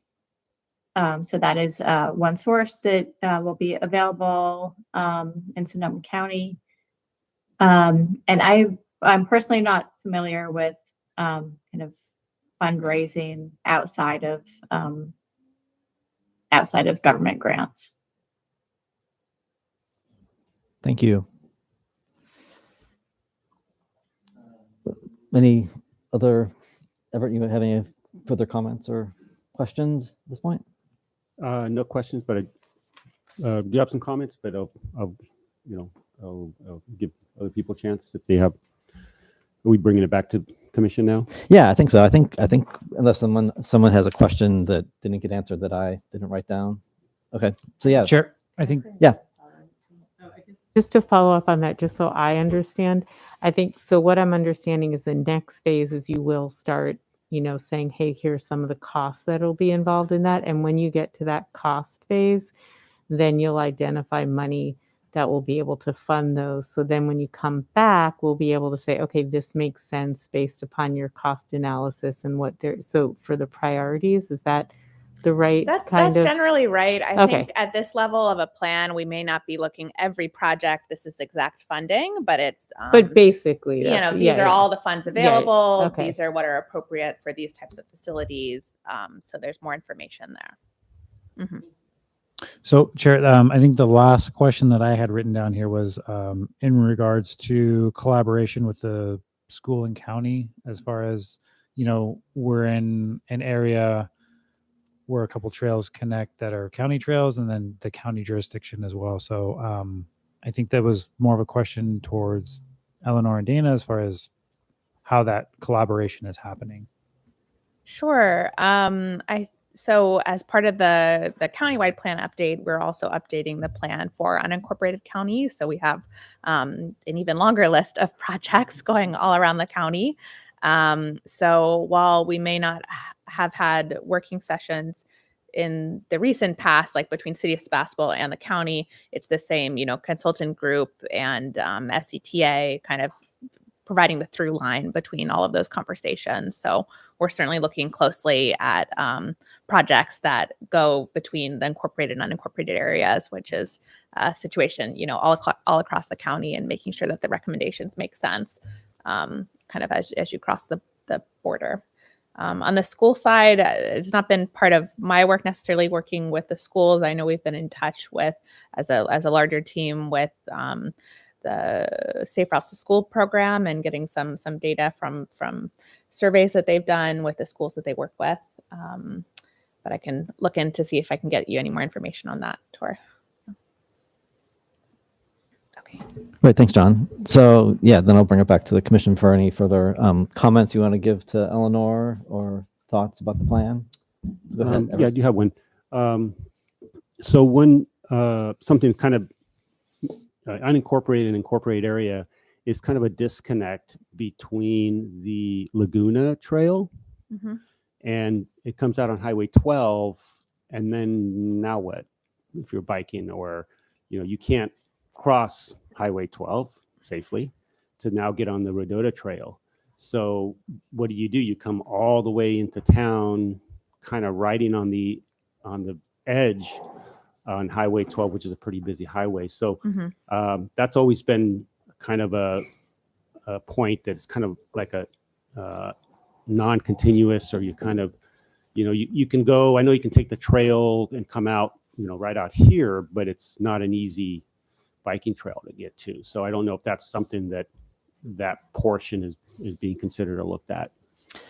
Yeah, I was but trying to, there was, I think, an item on here, it's item 23, and I was trying to understand if that's what it was talking about. It's a seasonal bike ped undercrossing of State Route 12 at Laguna de Santa Rosa. And this is build seasonal connection across State Route 12, a north-south connection and pedestrian connection between the eastern end of the bridge and the trail and the Meadowlark Field section of the Laguna. So yeah, I mean, I think that's kind of what you're getting at. Well, I'm talking about the Laguna Trail after the Chevron station. Yeah. The Santa Rosa Laguna. Yeah, so that's the Meadowlark, but that's Meadowlark Field right there. So I think that's what this one is trying to address. let's make sure it's the same one. I think, again, I'm not super Yeah. familiar with that exact location, but there is a seasonal crossing there now. Well, there's in a the crossing summer? right here. Yeah. In the summer, but what's always been an issue is that it actually is getting installed tomorrow. So, but since like October, there's been no way to get there, to the fields across I the think Laguna. the idea of that project, and I'm wondering maybe we should change the wording, was we got that comment from multiple people. Yeah. So making a more permanent connection. That's not seasonal. That's all year round. Yeah, because it sort of talks about it still being seasonal, but I think the It means intention all would year. be that if you could get across in the winter, that would be preferable. And And I think there's a way that, because there is a sidewalk on the north side of Highway 12, as you go east from Morris Street, and there's a sidewalk across the bridge. Right. Then you get to the other side of the bridge, and there's no way to get to the trail that's actually just 30 feet away. Yes, I mean, you can yeah. see the Yeah. trail there, but you Yeah. can't get there. So, like having that kind of connection would then make, because I know a lot of people that walk and bike to the trail in the summertime, but then come winter, because it's a floating bridge and they have to take it out, then you have to drive to get over there, and it's totally agree. Yeah, it looks like it's sort of incorporated, but maybe clean up the wording. Need in to there. update it. Yeah. Great. Chair, if I might, ahead. I can add a little bit more. So engineering and planning have been working on the AmeriCorps Trail, which is kind of moving forward. I know that project's been around for quite some time. I met with Mario Landeros, the city engineer, last week, and there are some plans to have a permanent bridge across that area there. That's kind of further south, closer to the Highway 12 connection there. So connecting that portion of the trail, and then also including this, is kind of a way that we see that full connection on both sides of the State Route 12 there. Yeah, and I think that's actually item 24. That's also in here. Yeah. On the other side of the Laguna Trail that ends up, and I know this is not within Sebastopol, but that ends up in Occidental Road. Now what? That's a terrible, you can't really, you're taking your life in your own hands to go on there and to maybe try to get to Sanford Road to then eventually get to the other connection. So that's kind of a dead end area there that might need looked at. Yeah, that's something that we've also heard from multiple people. So I believe we have some recommendations around that, which you could see in the website. We have a web map, so you can kind of pan around and see the whole county. But I wrote that down to double check. Great. Yeah. Thank you. Seth, do you have any comments or? No. Kathy? I had a few other. One, so I don't know if this is addressed specifically, but there's I think at the corner of Huntley and Dutton in Sebastopol. It's right at the Parkside School block. There is an enormous curb radius there. I mean, going from, it's like I'm not sure what the orientation is, but right at that intersection of Dutton and Huntley is an enormous curb radius that you can easily take in a car 25 miles an hour, if not faster. And it's always just confounded me that exists anywhere in this community, because especially in that part of town, because most of that, it's the older part of town, and they're really tight curb radiuses at most intersections. But that one has this huge curb radius and this huge crossing of the street subsequently, and it's going to an elementary school. And it just seems, what's that? Preschool. Yeah, and the preschool right there. Yeah, it's just ridiculous how unattractive that is as a pedestrian. So that it's sort of maybe part of this number 12. I mean, it talks about the class 3 bicycle connection there, but anyway, that specific intersection I think is really something that could be addressed. And I just want to sort of talk generally. I mean, I'm 100% supportive of the class 1 trails and the connections, between Sebastopol and other communities. And I think the Apple Blossom and that Petaluma Trail are great ideas. But we also really need something for getting around town, and that we're not going to use class 1 trails to get around town. And I think in my mind, a lot of what this active transportation is, like those class 1 trails. I mean, it's great. I used to commute to Santa Rosa on the Joe Rodota Trail, and I know some people do that, and that's great for those people that do that. And it's great for recreation, but just in day-to-day use, we really need better infrastructure within town. And I think these bike boulevards and things like that are important, because I'm a pretty bold rider myself. I'm not really afraid to be on the road. I know people are, and I know that Sebastopol is also a very easy, just in terms of geography, it's very bikeable and very walkable. It's not a big town. I mean, you can really walk from one part of town to the next in 20 minutes. And, from the center of town to the north end of town to Regal, you can really get, in a 20-minute walk, you can get pretty much from the center of town, almost to all the perimeters. But it's not super friendly for doing that. There's, sidewalk gaps and just not really great bike facilities. And I think I'm excited about the parts of this plan can address some of that. And I think the bike boulevards, again, like just making a Shero marking and putting a sign up is not make it bikeable. But if you incorporate things like that actually slow the cars down, speed bumps and chicanes and things like that, I think integrating those things would be important for helping people maneuver around town. I think it's good to see that those are in the plan. And I think it's, again, like I'm totally supportive of the Class 1 trail, but that's not going to help someone get to Pacific Market. We're not going to get a Class 1 trail to Pacific Market, or from people that live out on Covert or Valentine to get them downtown. Like, we're not going to get a Class 1 trail that's going to take them downtown, but it would be great to give them an opportunity to walk or bike downtown, because again, that's like a 15 or 20 minute walk. I mean, there's some elevation change that may be challenging for some people, but more and more people are getting e-bikes, which makes the elevation change much easier. So I think there's a lot of opportunity there. I did have some other comments. Oh, the one going to the plan again, kind of looking at all of the proposed bike boulevards, which is a lot of what is being proposed. There's a kind of a quadrant of town, and I'm addressing it primarily because it's where I live. Sort of south of Bodega, west of Main Street, east of Jewel, that doesn't really have much facility.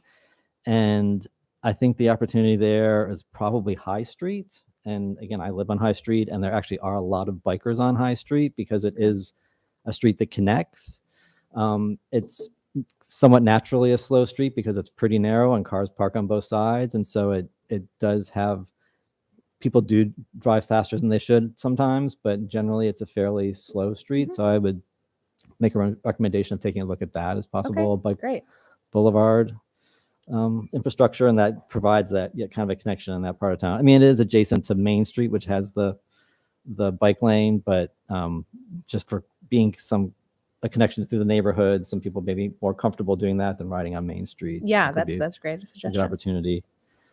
I had a question about seeing bike lanes on like Pleasant Hill and Lynch Road. Those also seem like fairly narrow. Would that be like adding right of way to those roads in order to incorporate a bike lane? Because it doesn't seem like there's really a lot of right of way to incorporate a bike lane as the pavement exists now. Yeah, and I think I'd have to look at the map again, but I know parts of those streets are Class 3, and I think there's, in the unincorporated county, there may be recommendations to go to Class 2. So I didn't talk so much about this in this presentation, but for the county roads, we've taken a somewhat different approach to, well, it's not different. Like, for the county, we have been really working hard to think about what makes sense for creating low stress facilities on county roads.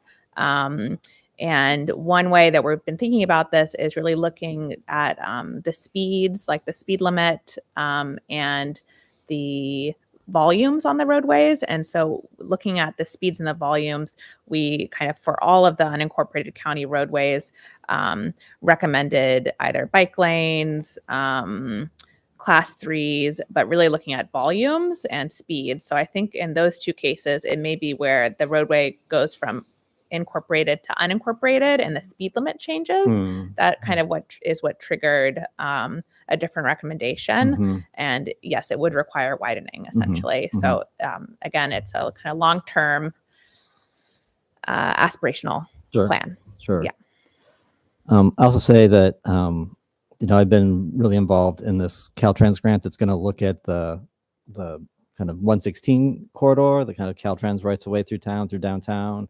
And Eleanor is part of that team as well as Fair and Piers. And I just encourage people, as it said in this plan, that's another study area that hasn't really been defined yet, but that's going to be starting, I think, very soon.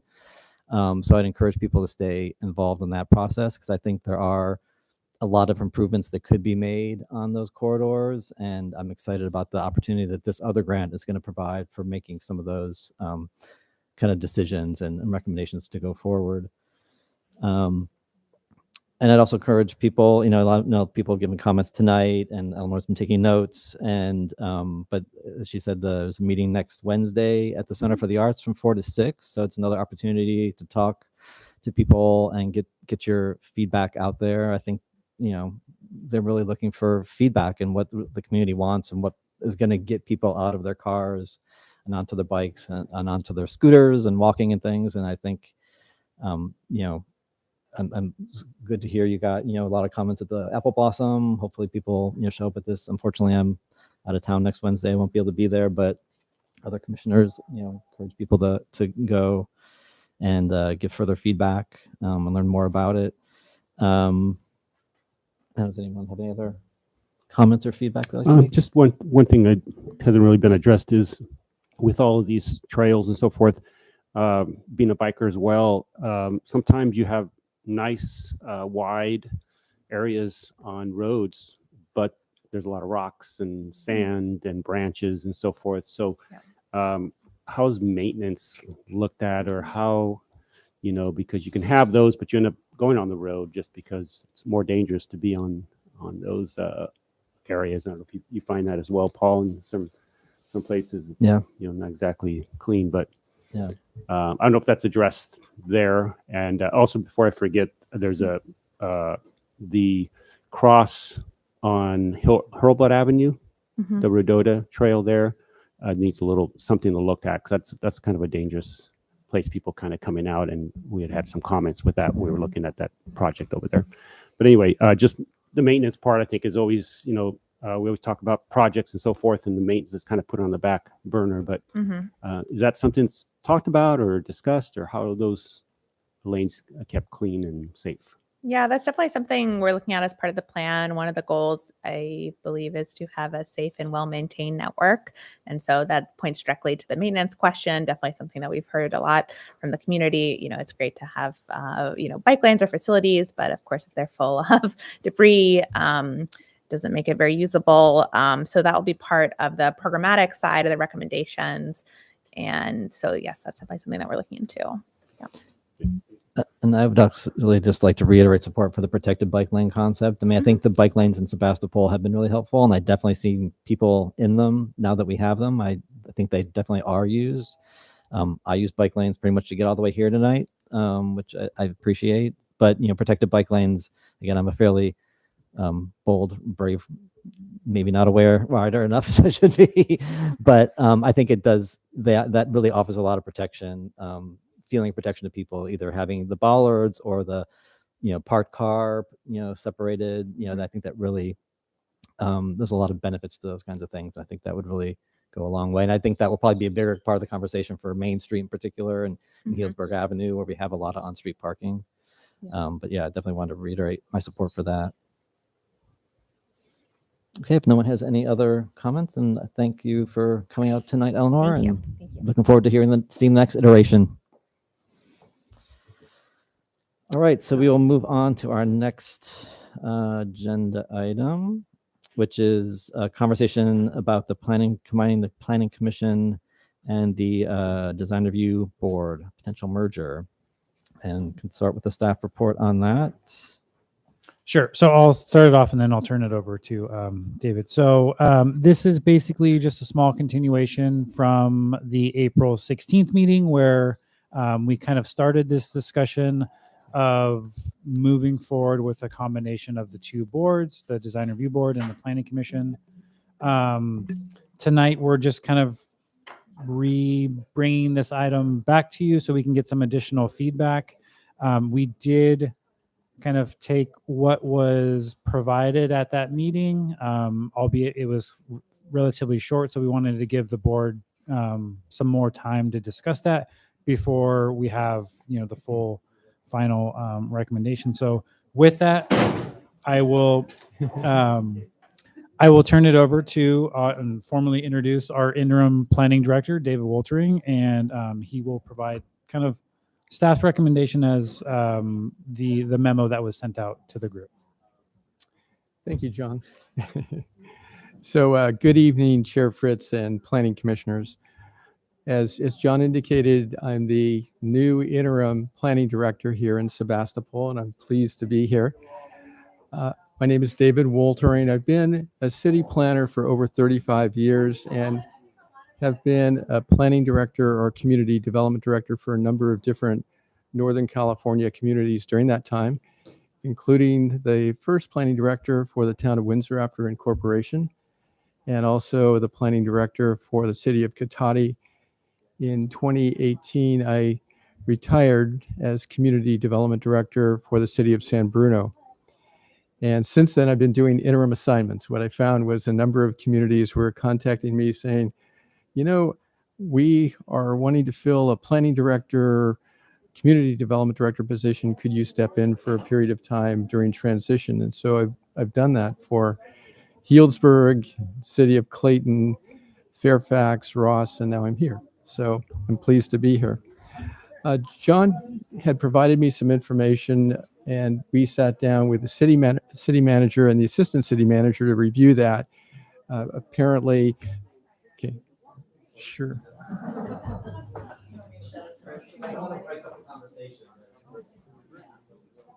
We could shut the windows. Somebody wanted ventilation. Does that work?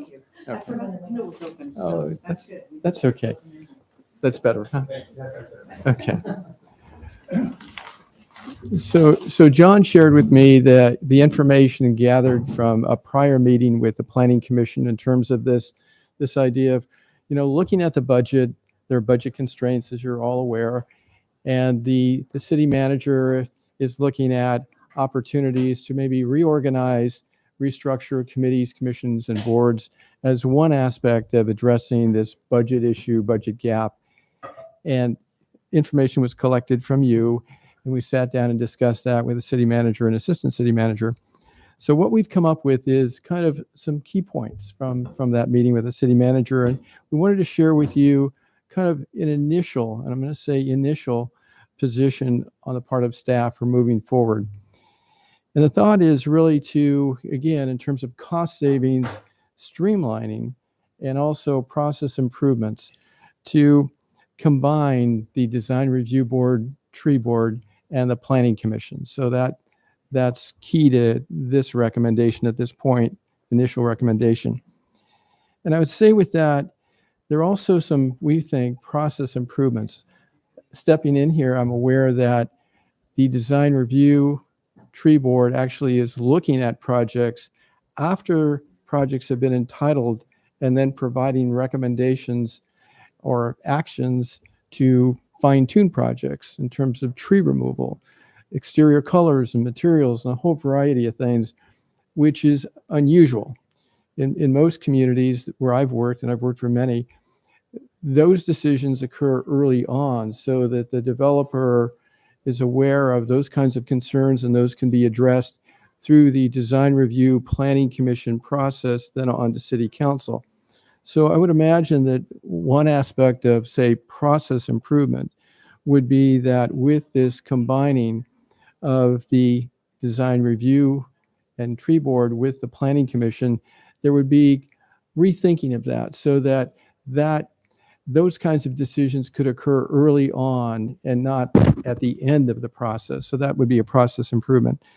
And of course, we're anticipating cost savings in terms of staff time and technology.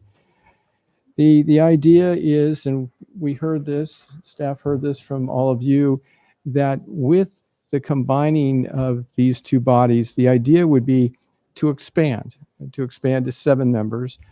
And we heard, staff heard from you, I believe, that given this design review function, et cetera, it would be important to have 2 members of this merged body that would have design expertise, perhaps an architect or a landscape architect, so that as you're considering development proposals, you have the expertise, your expertise and the expertise of design professionals to give guidance to applications. So that's part of what we're recommending at this point.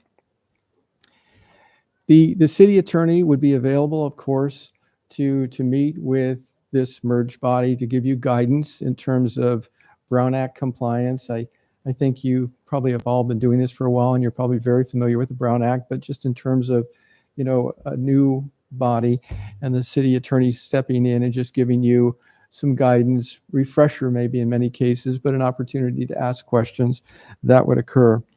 And we are suggesting that the meetings continue to be on Zoom and live streamed for recording purposes, for public engagement purposes.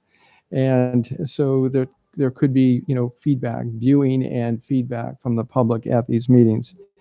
And we are suggesting that these meetings continue to be monthly. So that's the summation, but we're coming back to you really to continue, as John said, this conversation.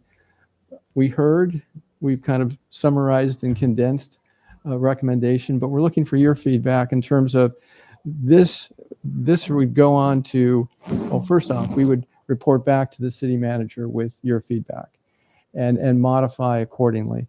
And then his recommendation would go on to the city council as part of the budget package in terms of, well, what are some adjustments we as a city need to make to address this budget gap? So that's my overall presentation. We're here really to answer questions as we can, or follow up and get back to you, and to get your feedback. Thank you. Thank you. Any questions of staff? Well, first of all, welcome. Thank you. Very good. Glad to have you Thank with you us. very much. I have a question about the monthly versus twice a month. Mhm. If we're pushing the commissions or the board and the commission together, it will be once a month instead of twice a month, which the planning commission currently is? Go ahead. I think we would continue with the planning commission's current schedule of twice a month, 6 p.m. start time, similar to council's, agenda, just on the opposite side. That way there's no conflicting meetings. Currently right now, the design review board only meets once a month. That was kind of a change from last calendar year that we implemented. Mostly because the projects that were coming to the design review board weren't as frequent as they may have been in the past. So the meeting twice a month didn't make sense because we were canceling a good portion of those meetings. And, during COVID, when we were doing those meetings Zoom, it wasn't really an issue. It's fairly easy to cancel that. With the community center and kind of the other components that come with that, it just made sense to kind of compact it all into one meeting per month and get projects approved in that fashion, rather than canceling every other meeting and, kind of unnecessary costs. So, okay. I mean, I think that makes sense to have that kind of regular cadence, because then it improves the efficiency for projects that are working their way through the city process. Right? They don't have to wait a month necessarily if they can respond quickly. Will we reapply to this new body, do you think? I can't respond to that exactly at this point. This recommendation is going to the city council, then the city council would decide. And so I'm thinking the focus would be more on the expansion and bringing in the design professionals. But again, I want to be cautious about this. We'll bring back a general recommendation or feedback to our city manager, and then he would, work with that and work with the staff, and then make a formal recommendation to council. Okay. If I may, I think we should reapply to the new body. and then just as another point of clarification, if there was a combination of the two, obviously, both the design review board and planning commission are ordinance in our municipal code, so those would have to be modified. So yeah, that work of it would also be included in the changing of this group. So that could be a consideration when we look at the modification of that group. Is that something that we write into the new ordinance that And John, you're right. In terms of the code, with the reorganization potentially of committees, commissions, and boards, there would be a need to look at the code and modify the code accordingly in terms of membership, meeting dates and times and all that as appropriate. Kathy, you have a question? Doesn't it seem as if once the council made a decision, they could also make a quick statement or interim ordinance so that that work could follow the implementation of the new commission? Or do you think that that has to happen first? It seems to me if we're trying to do something quickly to save the money and to get it going, that we could go ahead and do it on an emergency ordinance, a couple of sentences, and then proceed. I would imagine that it would go to the council first as part of the budget process, this recommendation. And then as the council feeds back to the manager and staff their intent in terms of a direction, then the staff would quickly work with the city attorney to modify appropriate codes and come back to the council, commission and council if necessary, but council probably, and modify the ordinances. So I think the check-in is necessary. Where does the council want to go? And then once we know that, then we can modify fairly quickly, I believe, the ordinances and get them back for action. So just to follow up, is there any estimate on how long that might take?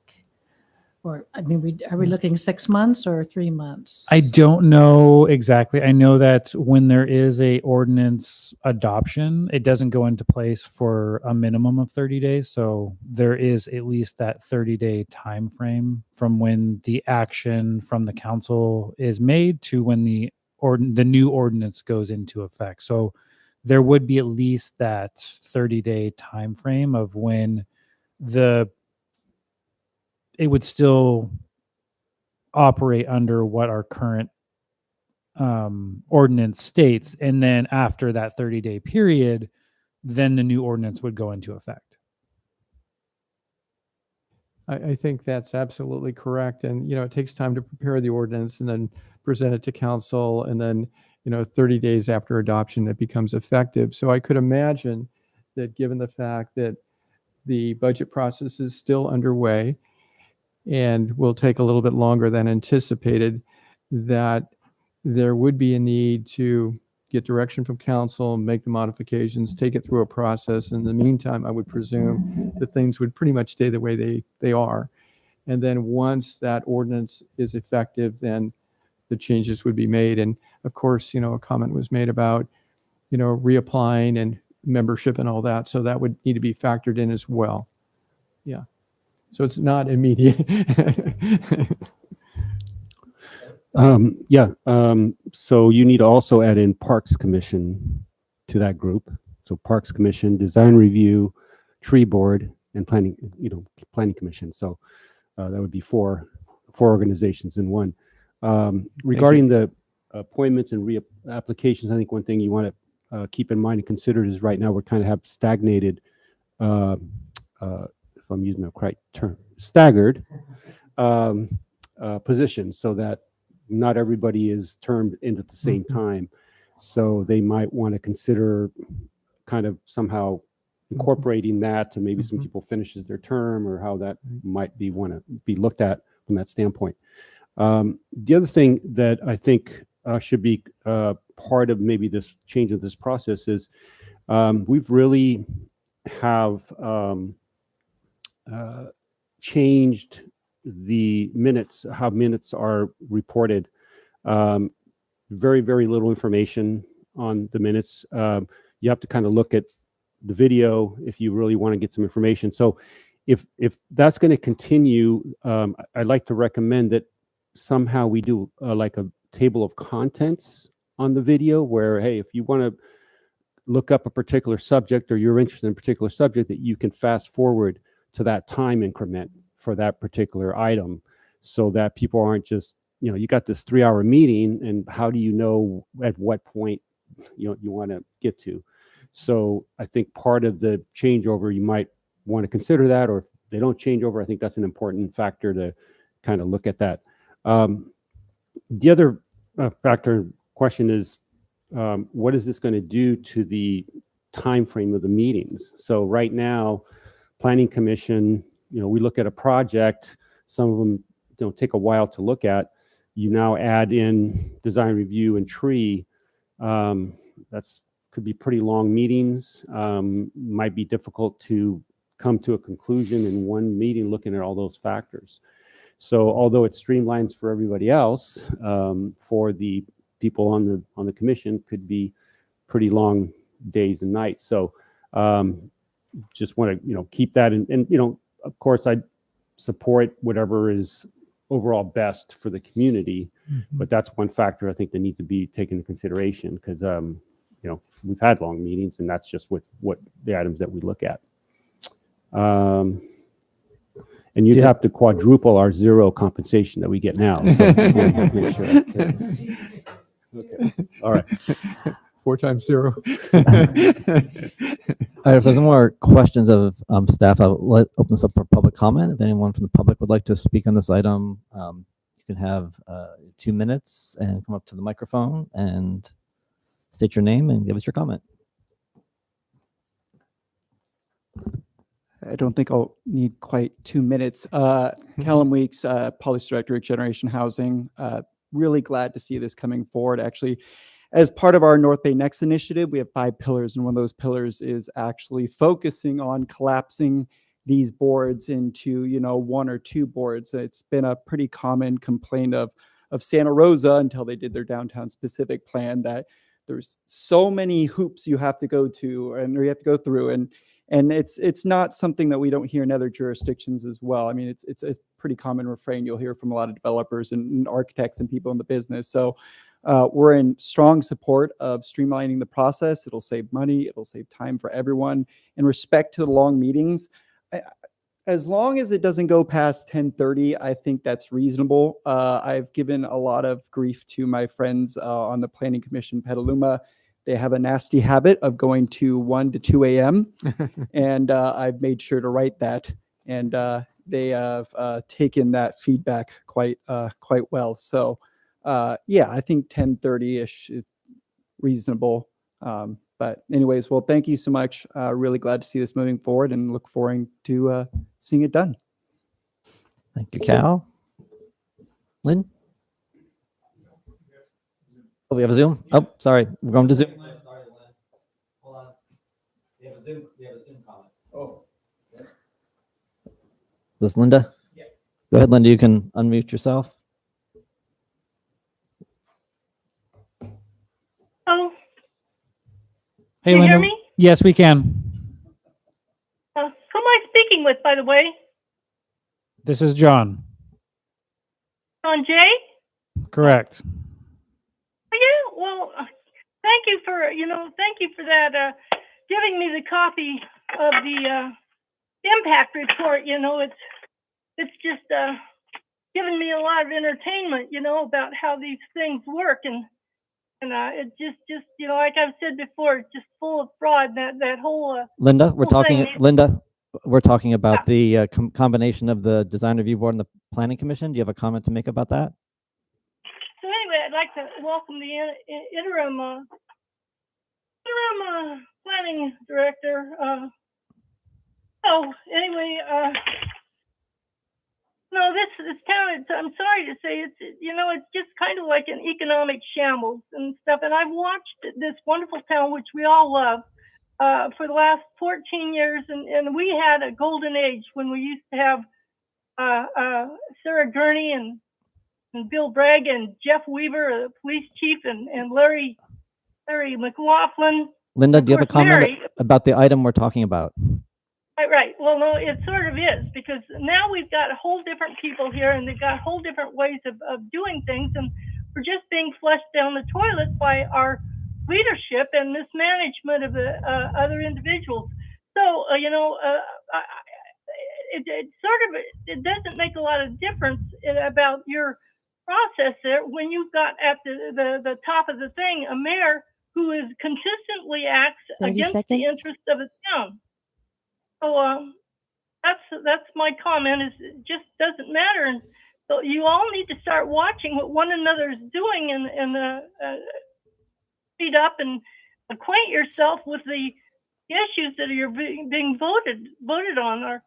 Our our mayor voted and got a $5 million loan that we're paying off for the next 13 years, and she never knew what she was voting on.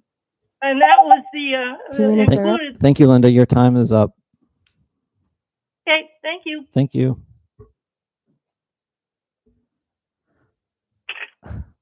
Oh, sorry, Lynn.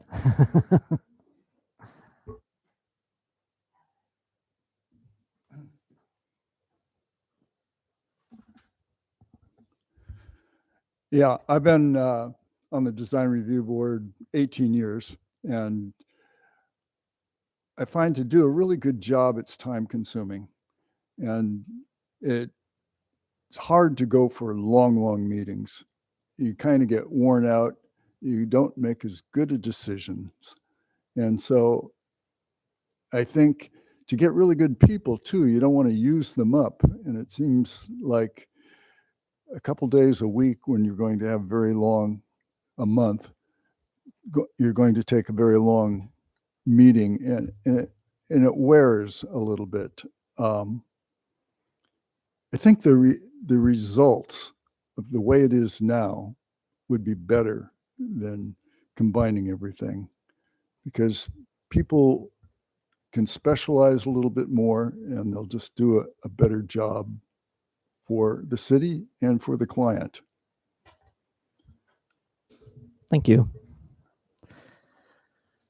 Okay, now bring it back for any further kind of comments or deliberation among the commissioners or direction to staff. Yeah, I said a comment. I think maybe you might have brought it up along with looking at this process. I think you mentioned other communities where maybe some things are more standardized, that they don't necessarily have to come to certain boards or commissions, and that might be something to be looked at along with this process. Yeah, I know. So I brought up, I think, Katati last time. They have a very different process where a project goes to, they have a kind of on-call consulting architect that reviews development proposals for design compliance with their various standards. They have a downtown specific plan and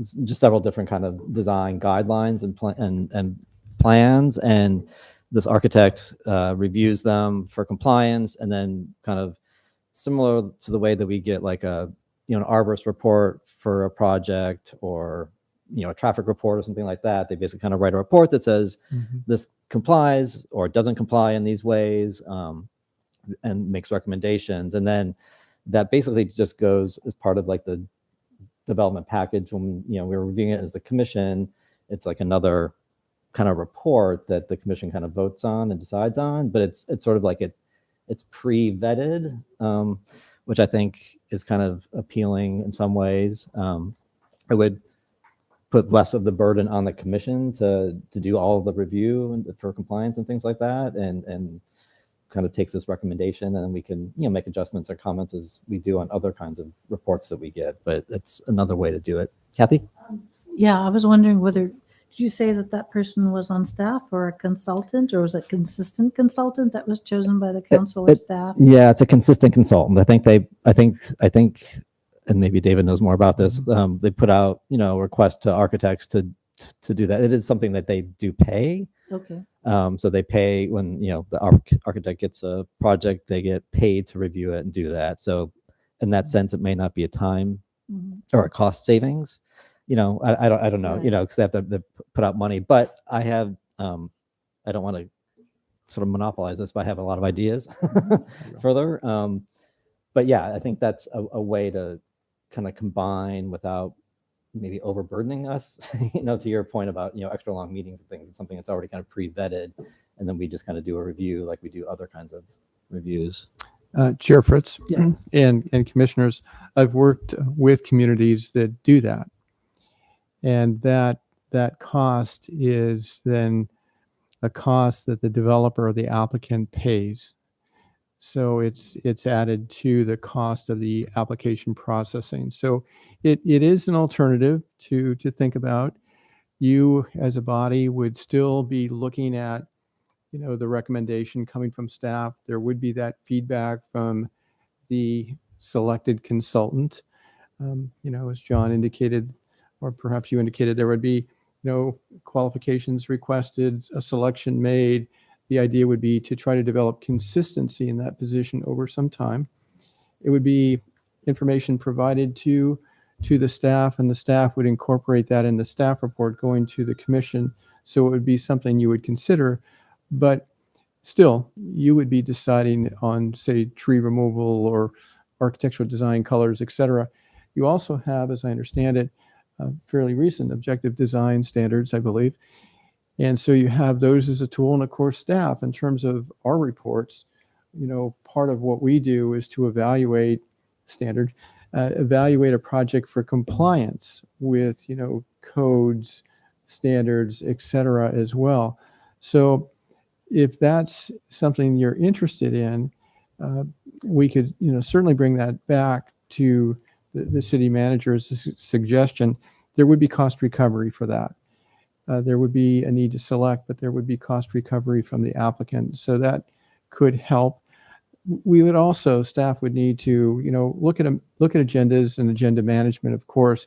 I do think, though, overall, this idea of looking at design aspects, including tree removal, early on in the process is much better. In my experience, I've been doing this a long time. It's awkward for all parties, the developer in particular, at the end of the process to find out that a tree needs to be preserved that was proposed to be removed, and buildings need to be relocated, and et cetera, et cetera. It would be better for that to occur early on as part of the overall review process, so that as it gets to the city council as a recommendation, those aspects have been vetted, and there's a recommendation without further adjustments after council action. Yeah, I think that makes a lot of sense, for sure. Go ahead. I'm curious in this scenario, though, if an applicant ends up paying more fees because they have to pay for the third party, and then they're also paying planning staff, whatever the planning application fee is. I mean, how does it work at the scenario that you're describing? Do you know? I don't know. I mean, I would anticipate that, yeah, there is a cost recovery. I'm sure Katati probably does the same thing. I hadn't really considered that, but just like, when an applicant comes forward and they have to do an arborist report or a traffic report, the developer pays for that. It's one of the requirements. But not everything would require an architect's report. Are you saying that it would? Any new? Well, I think we probably could establish some guidelines around what projects would require that. Or would it be a staff decision? Well, and also, like we said, we have this objective design standards for SB 35 and SB 9 projects. And when we were talking about that, when that was going through the process, my recommendation was to adopt that more broadly beyond just SB 9 and SB 35 projects, because they don't think we're going to get very many of those. And I think that if we were to apply those more broadly, then that was really designed to be a staff level review and not require additional time. So if we were to decide to adopt those documents more broadly, then that could just be a staff level review. It's kind of going through, it's kind of like just like going through making sure there's zoning compliance. They would go through and make sure there's compliance with the objective design standards, and that would come to us as part of the staff report.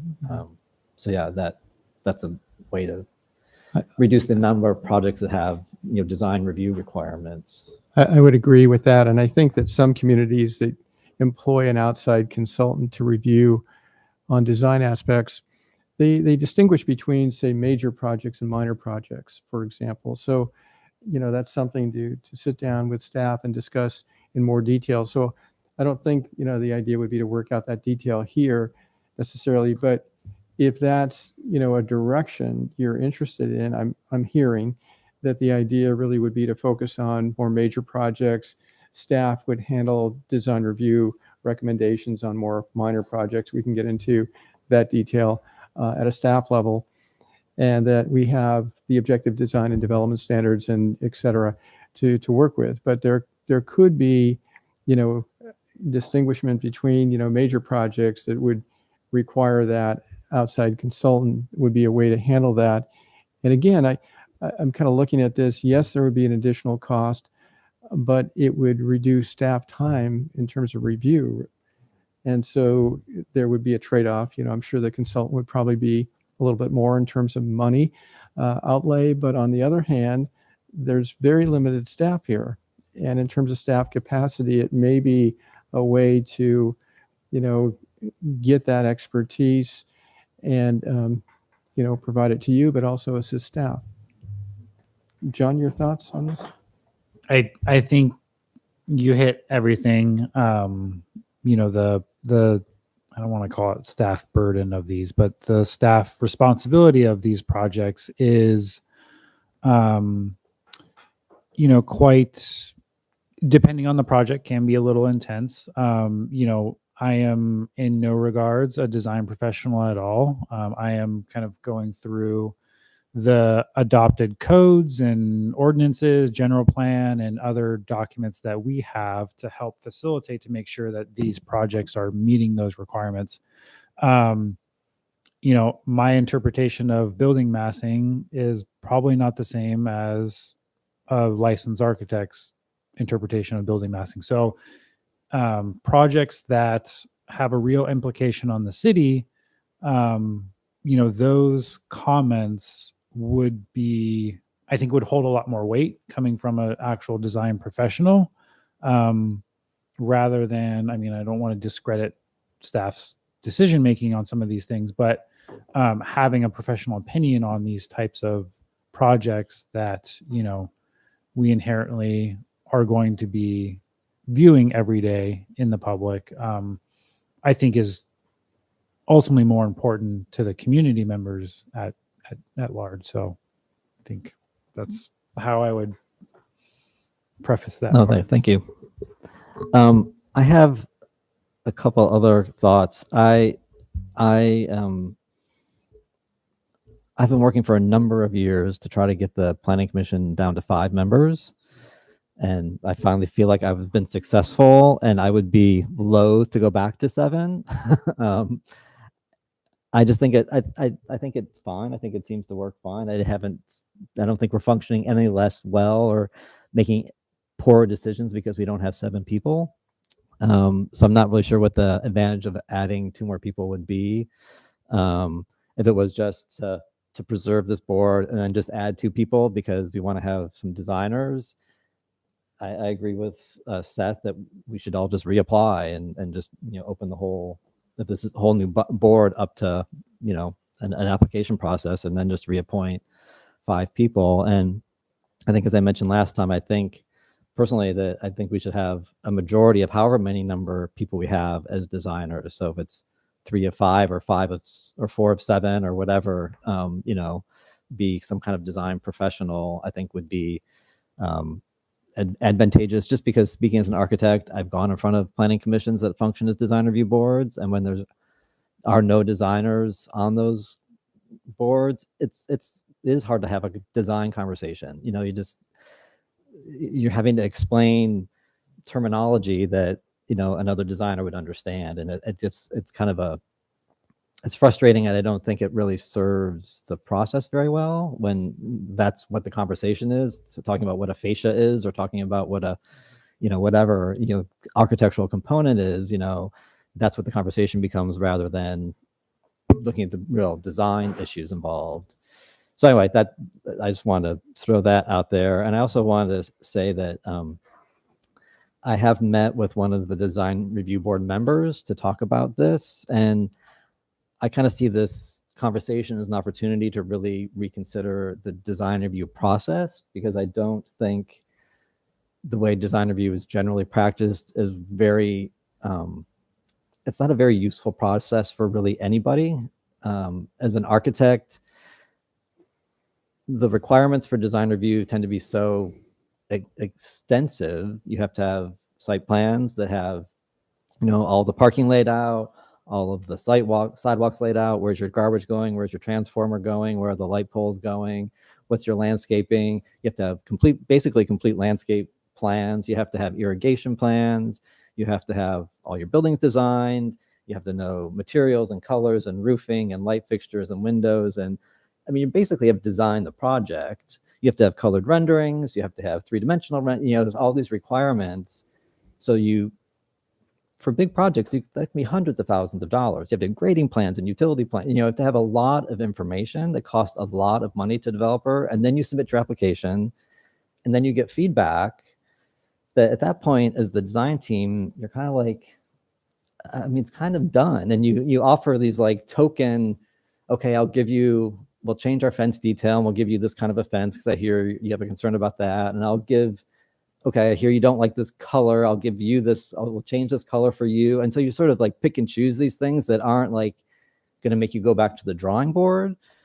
So again, these are just a very preliminary conversation we have, but I think that we could take this opportunity, and I would suggest maybe coming up with like a subcommittee to talk about what would be a really effective design review process. And I think looking at something where, and I'll just kind of go briefly through this because I could get a lot of detail, but where the city has either a consulting architect, or again, it could be a volunteer position, sort of like a design review committee or whatever you want to call it. And maybe there's an architect and a landscape architect, and you sit down with staff and the developer and their architect at whatever junctions we think would be useful. And as an architect, I would think, I usually start with, laying out the site plan. I could bring a site plan into this committee and say, here's our site plan. This is our design intent. We're trying to get this number of units in here, and these are our constraints.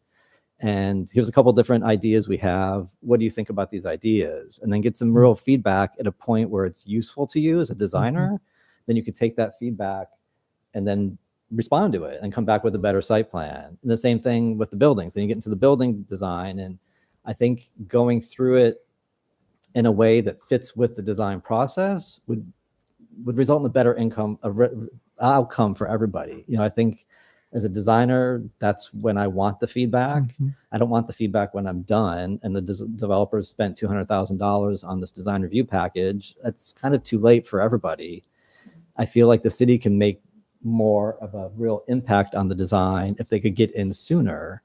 So again, I haven't really fleshed that whole idea out, but I think if we're thinking about eliminating a design review board, I think of doing something where we really take a look at the process and figure out what would be a good process. And it could still go through, this committee. And then again, at the end of the day, when it's coming through the entitlement process, it would still come to the commission with a recommendation from this committee, and be part of the staff report is we met to review the site plan on this day, and we looked at the buildings on this day, and they came back and brought us revised drawings on this day, and these are the comments. And then as the planning commission, again, like we're not at that point really reviewing the design in great detail. We sort of take the advice of this, this process, and then that's an opportunity for any public comment, people, members of the public. But again, like my experience with public comment at design review is typically has nothing to do with the design. And it's just another opportunity for people to say, I don't want this project to happen. It's too tall. It's too dense. There's not enough parking. It's going to block my view, whatever. Like the neighbors' comments typically are, that really aren't design comments. It's really, I don't like this project. I don't want it built next door to me. We can still give them that opportunity at the planning commission. We always hear those kinds of things at the planning commission too, but I don't think we need to hear it at the design review board and the planning commission. I think we could still do a kind of a more consolidated process. I think that's helpful also for everyone involved, but I think there's just a lot of opportunity if we're rethinking this, let's really rethink it and not just take our same process and just mush these two boards together and don't make any bigger changes, I think. Chair Fritz, I would agree completely with that. And I think, in terms of the very brief memo here, the idea is to look at streamlining process improvements and cost savings, but streamlining and process improvements. In some of the communities where I've worked on larger, more complex projects, we've done conceptual design review to do the very thing that you're suggesting, so that early concept plans are submitted to staff. And as this staff has here, the development review committee, there's an opportunity for the staff to kind of weigh in on those conceptual plans and then bring it forward to, say, this combined body as a conceptual design review, so that the developer or the applicant, et cetera, haven't put hundreds of thousands of dollars into, preliminary plans, near final plans going forward through an approval process, but get early feedback. And we've done that in many communities where I've worked over time, and I think it's more effective and important so that, all parties, are able to weigh in early, provide feedback, and then the architect design team have that early feedback, and then they can go forward and develop their preliminary plans for consideration, formal consideration before Planning Commission and City Council. So I think your suggestion of, looking at process and process improvements is a very good one. And I would hope that, an outcome of this reorganization would be that, and that, the process could be even better than it is now. Again, I think if we had a subcommittee of a couple of us and a couple of current design review board members and staff members to kind of talk through what that process could be, then we could bring it back to the full commission, and, talk it through. I feel like with the Canopy project and the Sebastopol Hotel, we kind of went through that already. The Canopy, I went to those meetings even before I was on the Planning Commission, and I think that's pre-COVID at least.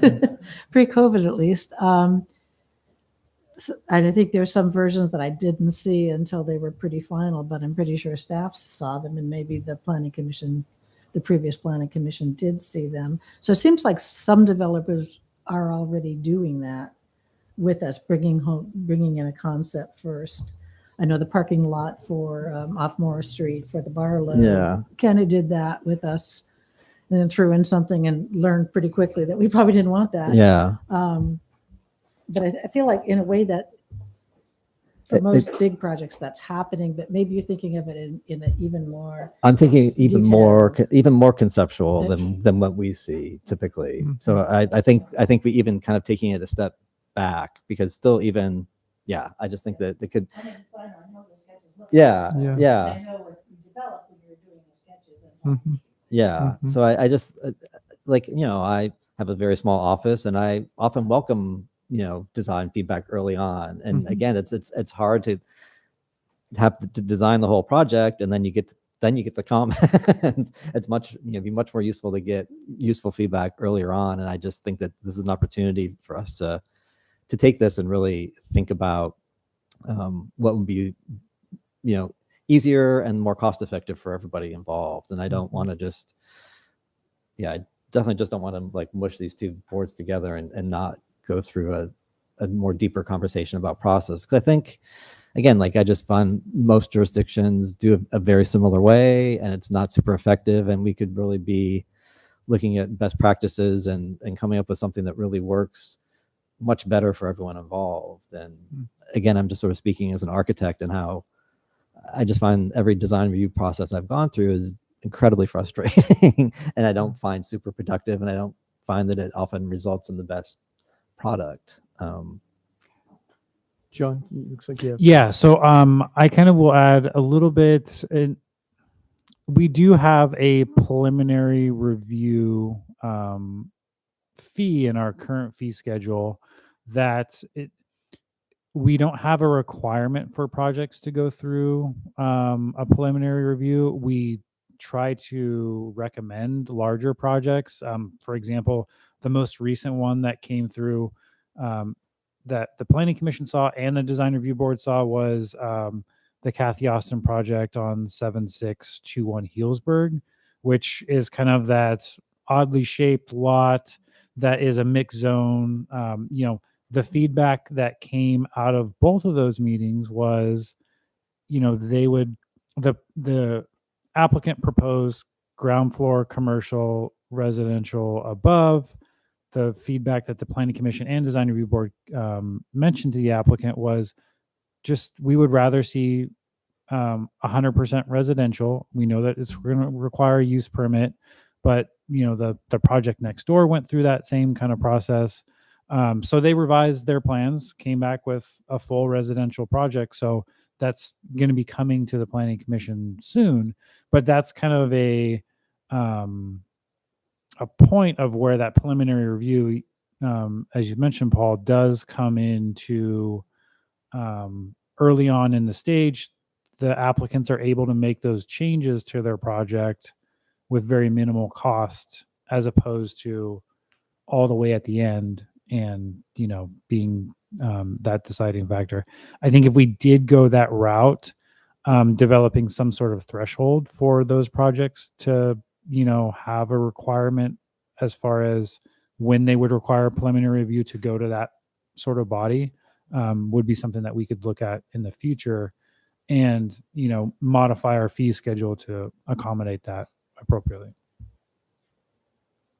So I'm gathering that there's probably general support. Thank you. I'm gathering that there is probably general support for working with process and improving the overall process. And I think that can and should be done, but maybe kind of stepping back a little bit, assuming that as, you know, a next step in terms of kind of reporting back to the city manager and kind of looking at the combining of these two bodies and trying to, you know, head in the direction of streamlining, moving, improving process and cost savings. And I'm also going to add predictability as well, so that, you know, as somebody gets through the process and gets a city council entitlement, they kind of have an entitlement and they're not, you know, kind of coming back again. So some predictability. But, you know, are you supportive of merging? And what about number? And what about, you know, the number of design professionals? And what about the outside consultant for, you know, John mentioned a threshold for, you know, more major projects. Obviously, for the smaller projects, I'm going to presume that, you know, the staff would certainly handle those, but, you know, there would be a threshold for perhaps, if this is maybe your suggestion, bringing in that outside consultant under a cost recovery agreement to provide that feedback. And so, you know, that's something I think that there's general support, I think, for the Zoom live streaming. I don't think there's any desire to change that. 2 meetings a month. I don't think there's any desire to change that. So if you could give us some guidance in terms of what to bring back to the city manager that he can work with, I would appreciate it. Go ahead, Kathy. I think that having more than 5 is important. Already, when we have to recuse ourselves because we live too close to a project, that can be an issue for this board. People have other things going on in their lives. Sometimes you need to be away. And I think it keeps, you know, it's really hard when you just have 3 people here to have a meeting and really talk about something. But when you have a bigger group and people are gone, it's much easier to have a good conversation with your colleagues about what is happening and what's important on that project. You can really get a better sense of how they feel. So that's why, since things are being condensed a bit, I think it's important to have 7 people just for that reason alone, or to have an alternate sitting in ready. It's hard not for them not to comment or have any feedback, but it's really important when you're trying to keep things moving. Mm-hmm. If we're not here, I mean, there are a lot of times I will totally rearrange a schedule because I know we're going to need somebody in the seat when, you know, the rest of my family would rather have done it a different way. So that would be my feedback. I know we differ, but that's okay. That's fine. Anyone else on that? Yeah. One thing I totally agree with looking at the process. This is the time to do it. I would be concerned about increasing costs to have somebody come and do projects here. And because, you know, those costs are just going to get passed on. So, you know, if we're going to be saving some staff time, maybe we can try to figure out a way so that it just doesn't increase the cost of the project. I was definitely one of the proponents of reducing the Planning Commission from 7 to 5. I think it's worked out great. However, I think that based on all these different hats that we're going to be wearing, I don't think it'd be, in my mind, if you had a body of 5 people and 3 of them were required to be designers, well, that eliminates a lot of the community because, and we're dealing with different things. We're dealing with you know, parks, we're dealing with zoning, we're dealing with a lot of stuff that doesn't have to do with design necessarily. So I think that we can still have maybe 3 people of design, but it's not going to be the majority of the group. I agree that, I think the 7 is needed based on all these different things. And based on all these thoughts, also, it would be nice to be able, like right now, I can only talk to one other person about this project. So it'd be nice to be able to talk to a couple of people and say, hey, based on your background, can you help me out with this? I have some questions, and what do you think? And why, fellow people on the commission, without violating the Brown Act. So I think that gives you a pool of more people to kind of talk with and consult with. And I think that with them not changing the rules with the virtual, and we have to have 3 people here, and sometimes that might be a challenge. So I think going to 7 in this particular case might be appropriate based on all that.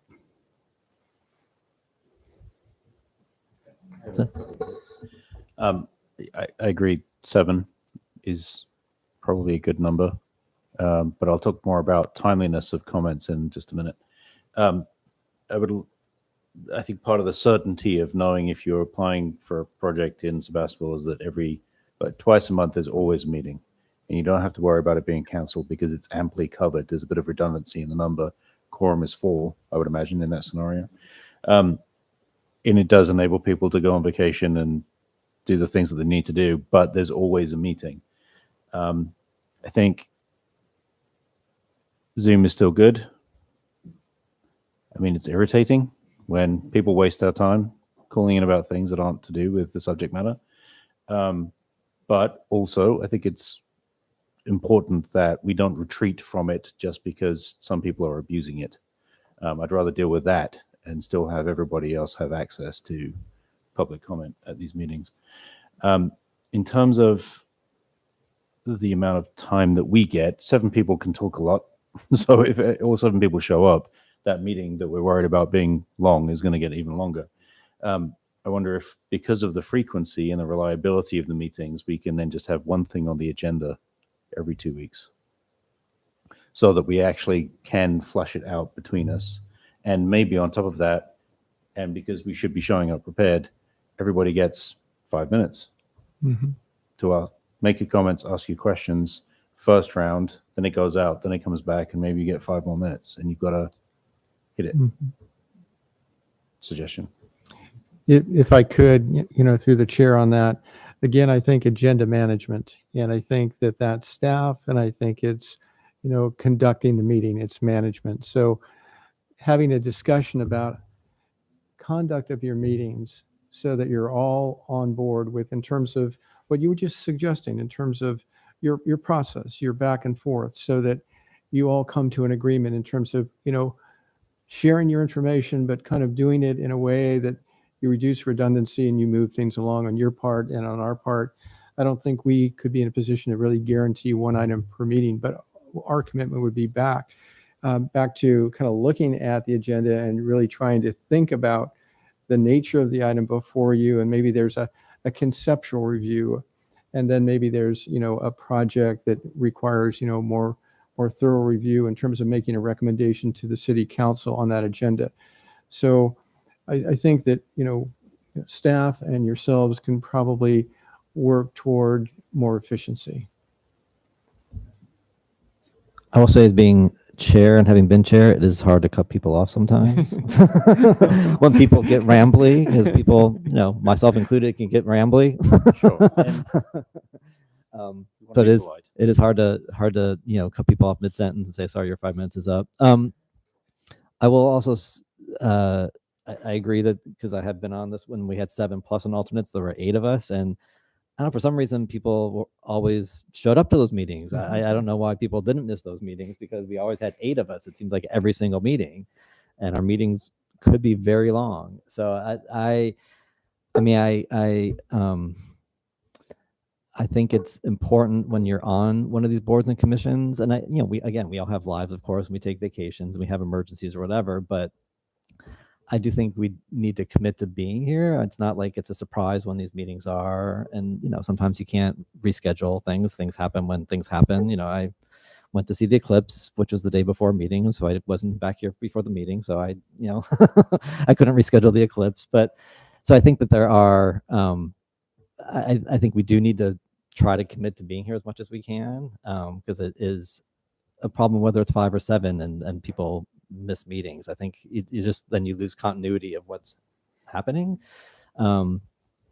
I would maybe put out, like, if we're concerned about people missing meetings, not having quorums, like maybe 5 commissioners plus an alternate instead of 7. Maybe that would be a way to compromise.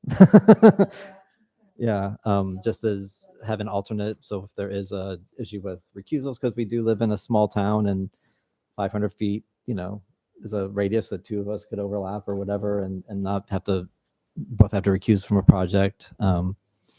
Although I'd say that that meeting that you had 2 items and I had 1 item was somewhat unusual. There's not usually so many recusals in one meeting. But it is a small town.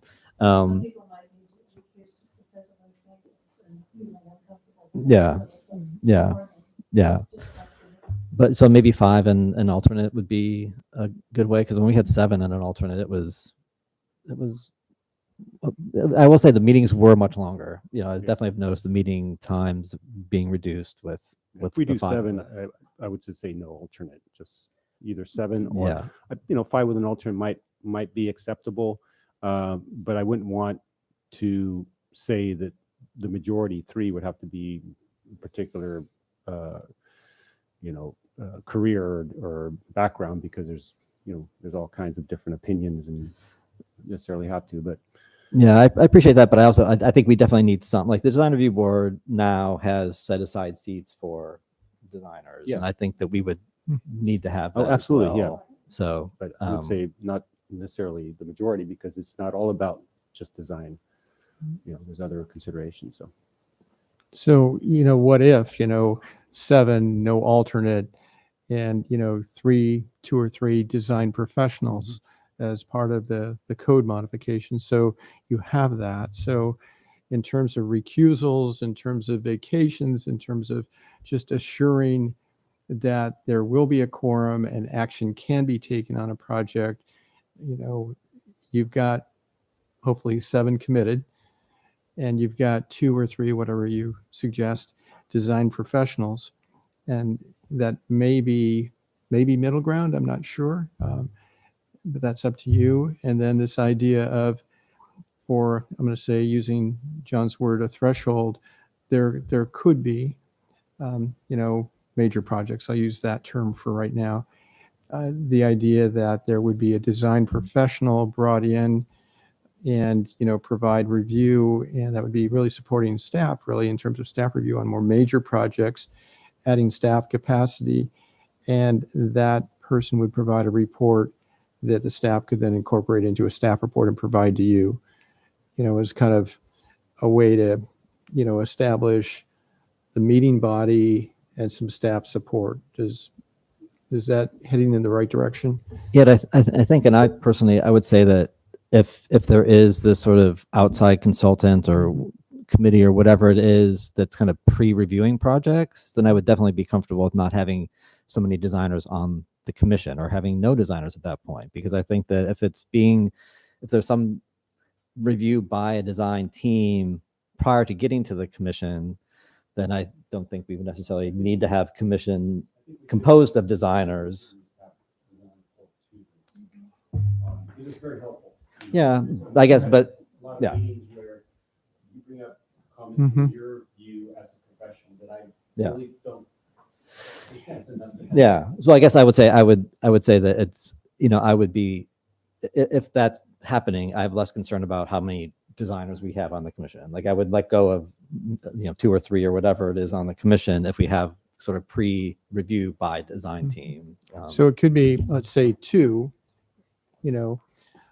design professionals, because, Chair Fritz, you mentioned, and I've observed it myself, it is helpful to have design professionals on a body like yours, so that as presentations are being made and there's back and forth, that, in your capacities, you can help your colleagues in terms of interpreting what you're hearing from the architects and landscape architects and design professionals. So the the architect, the consulting architect wouldn't necessarily be at the meeting, could be, but wouldn't, in terms of, cost.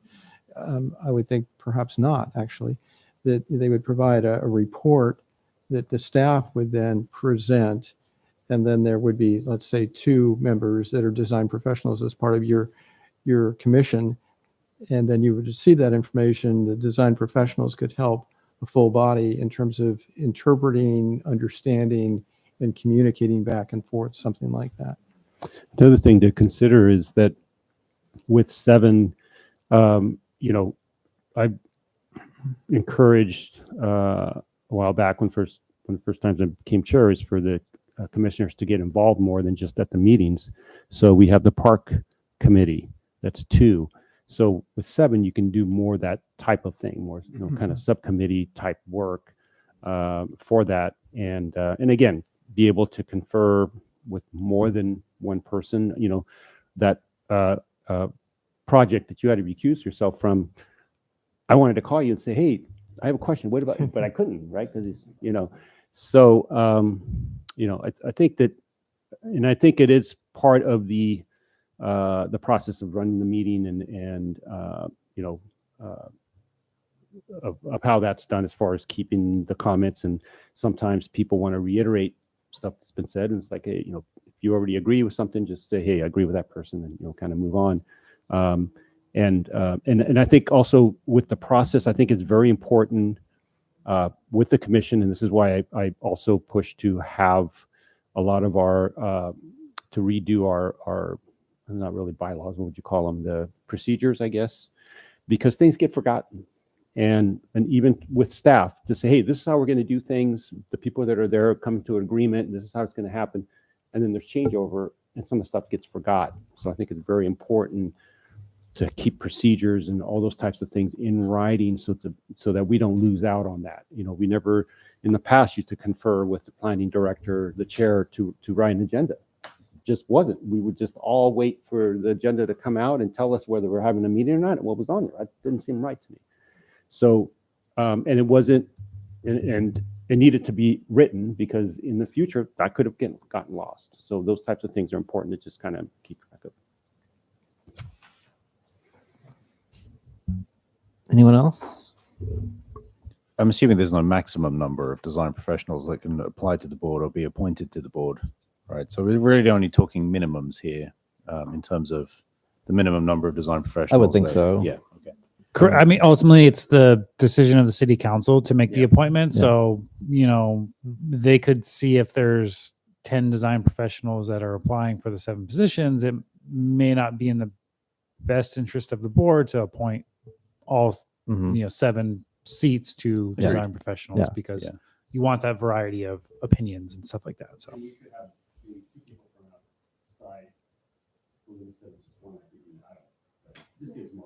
Yeah, there's definitely a bunch of, I think, once we have a direction on where it's going to go, I think that kind of the next step is to come back to the board and try and, develop the criteria of how this new body is going to be made up, and then present that to city council for their kind of blessing, as far as this is, you're combining our group. This is how we feel the best way, it could operate.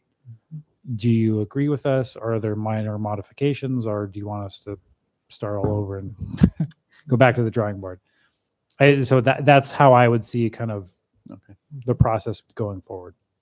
And I would agree it would be a minimum. So like, let's say you say 7 overall, 2 of the 7 minimum being design professionals, something like that, so it would be a minimum. And as John said, the council could select more if they so choose. Sure. I would disagree with my colleagues here and say 3. Okay. Minimum 3. 3 out of 7. Yeah. But not 3 out of 5. Yeah. And regardless of the process. Or 2 out of 5 plus 1. Well, that. So if we could kind of move toward, some, consensus and directions, that we can bring back. And again, are we talking 7 or, 5 plus 1? Are we talking 2 or 3? I feel like I'm in a minority on 5 plus 1, but okay. even so, I don't know that our board needs to have a consensus. I think having a plan A and a plan B that, should be considered. I don't disagree by the city necessarily, but I'm council. thinking like in terms of trying to give guidance to the city manager. So we're checking in with you. So as a body, taking back kind of, I've laid out here, some ideas really based on some of the input you gave previously. So as we go back to the city manager, we would say, let's, for example, say, yes, they're supportive of the merger combining. Yes, they're supportive of X number of members overall. Can we just go down this Okay, list? perfect. Yeah. So for combining the roles and responsibilities, is there anyone that's not in favor of that? You all seem to be okay with that. And I would just add that I think that would work better if there was some kind of pre-review process like I discussed, like sort of pre-clearance by some outside consultant, outside designer that would. When appropriate. What's that? When appropriate. Yeah, for Not setting this everything. threshold, set this threshold. If it's a threshold of projects, then there's some kind of pre-review. I think I would be totally supportive of combining the two. I wouldn't There's want to combine the two support for without that. that. There's general, okay. So membership of how many? 7, but I don't mind having a minority report on that number to go to the council because I think they might want to consider that. I mean, they considered moving us down to 5 for some good reasons, and they may want to do that again. And I'll just point out the council is only 5, and they seem to have quorums and be able to function as 5-member they're a body. particular breed, I think.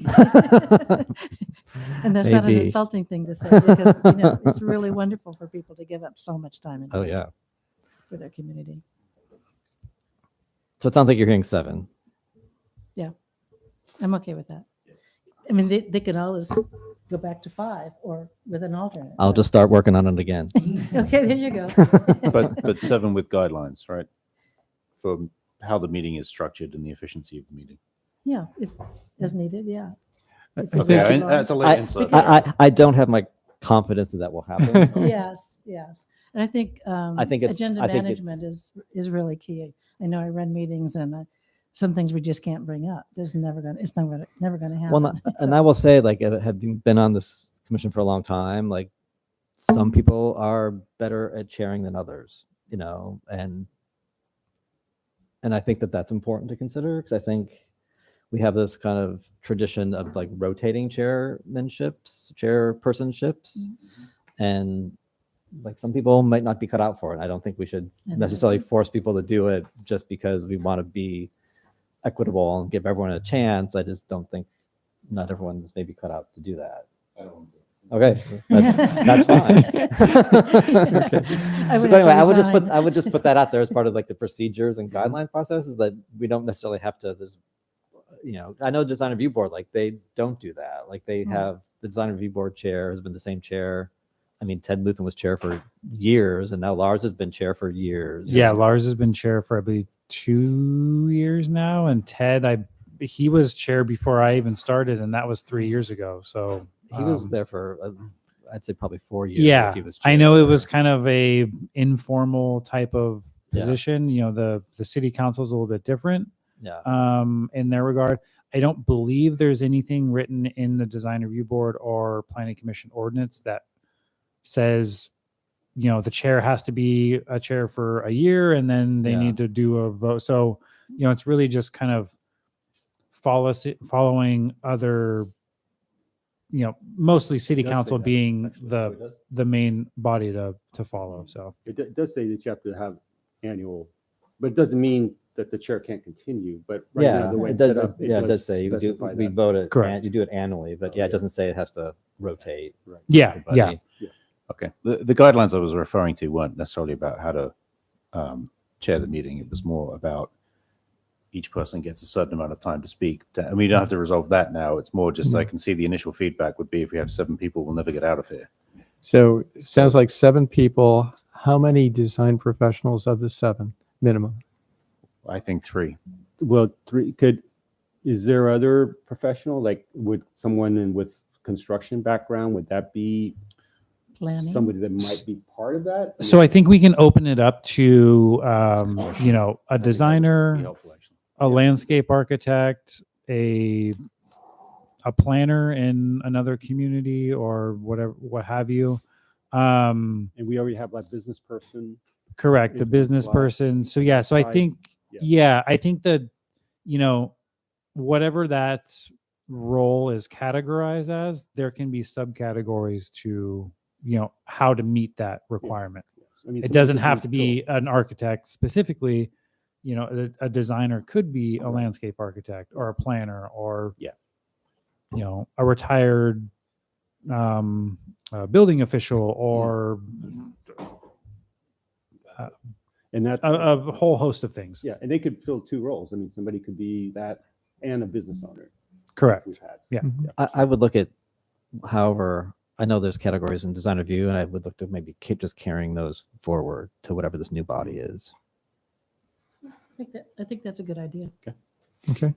So 2, is that right? Minimum of 2, or is it 3? You have all these different A, B, C, D, and classes. Yeah. In the ordinance, look at the ordinance and see. No, but I that is. think he's asking how many designers on this Oh. committee. Professionals. I don't know if you was- say designers. Yeah, I'm sorry. Maybe I shouldn't have used the word designer. I'm for sorry. Building industry professionals or Right. something I like that. think what we're saying here is, design professionals. So architects, landscape architects, and I'm going to say broadly, related design professionals.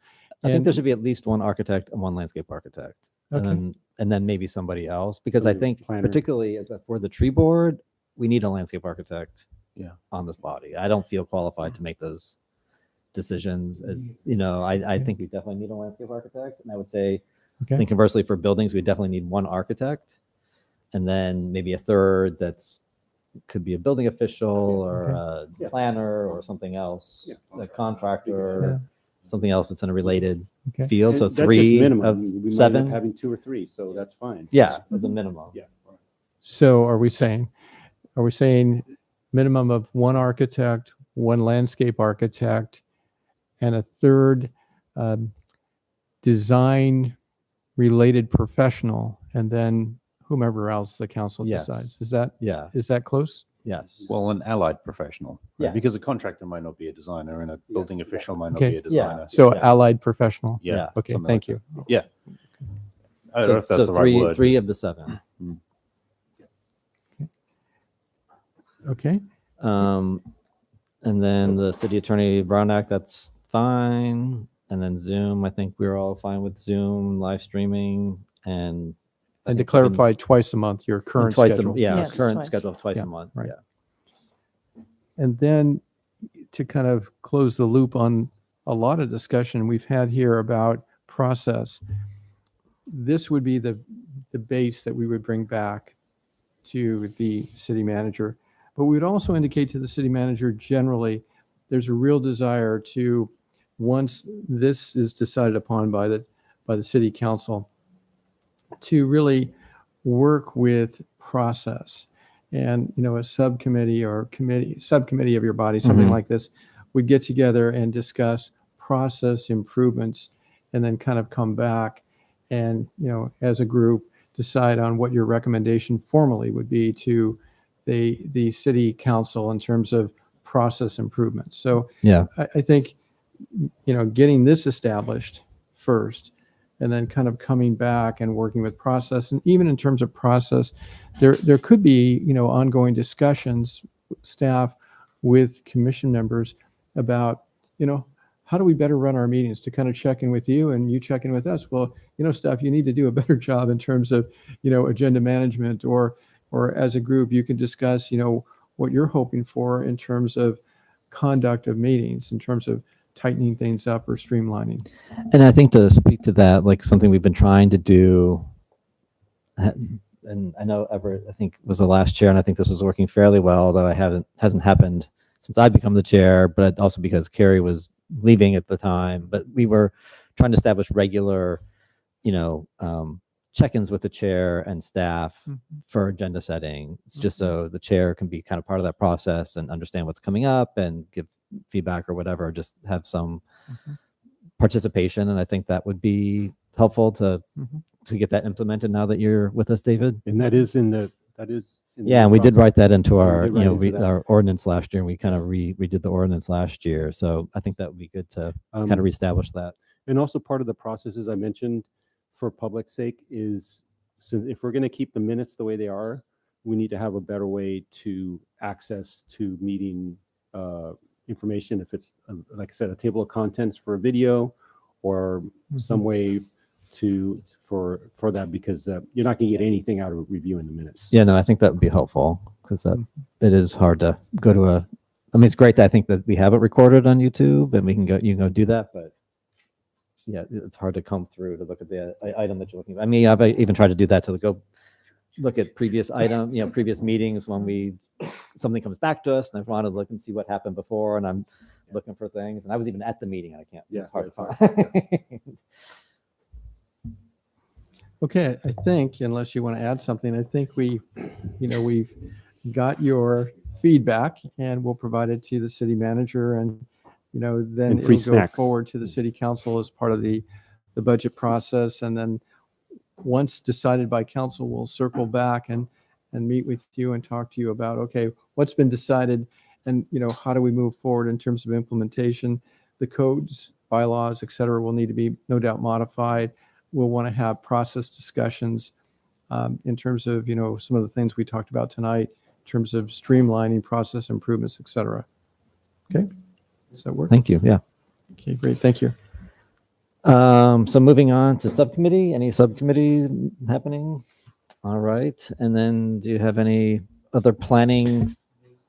Sure, we have a couple of things. First off, since Paul, since you mentioned the Sustainable Transportation Grant, we have sent over that contract to the consultant to get their blessing on, and then city manager will sign off on that, and then we can officially do the kickoff meeting and start working on that project. So that should be hopefully starting within the next week or so. So that's good news on that end. The canopy project is coming back to the design review board at their May 28th meeting. That will be their 5th and final meeting to discuss that project. There was some questions and concerns about some of the tree stuff and related to the color palettes and schemes, and which is within the design review board's purview. So they wanted to see some additional information on that. So that'll be coming back. The other item that will be coming to Planning Commission at their next meeting is the Hotel Sebastopol developer agreement and ordinance. Correct. Yes, this is the final one. So what came to you when Carrie was here a few weeks back was the draft. There were some modifications that our outside counsel and also the applicant had made as far as namings and things like that. So that'll be coming back as a final draft to this board on the 28th. And then we'll be heading to city council at their July 2nd meeting.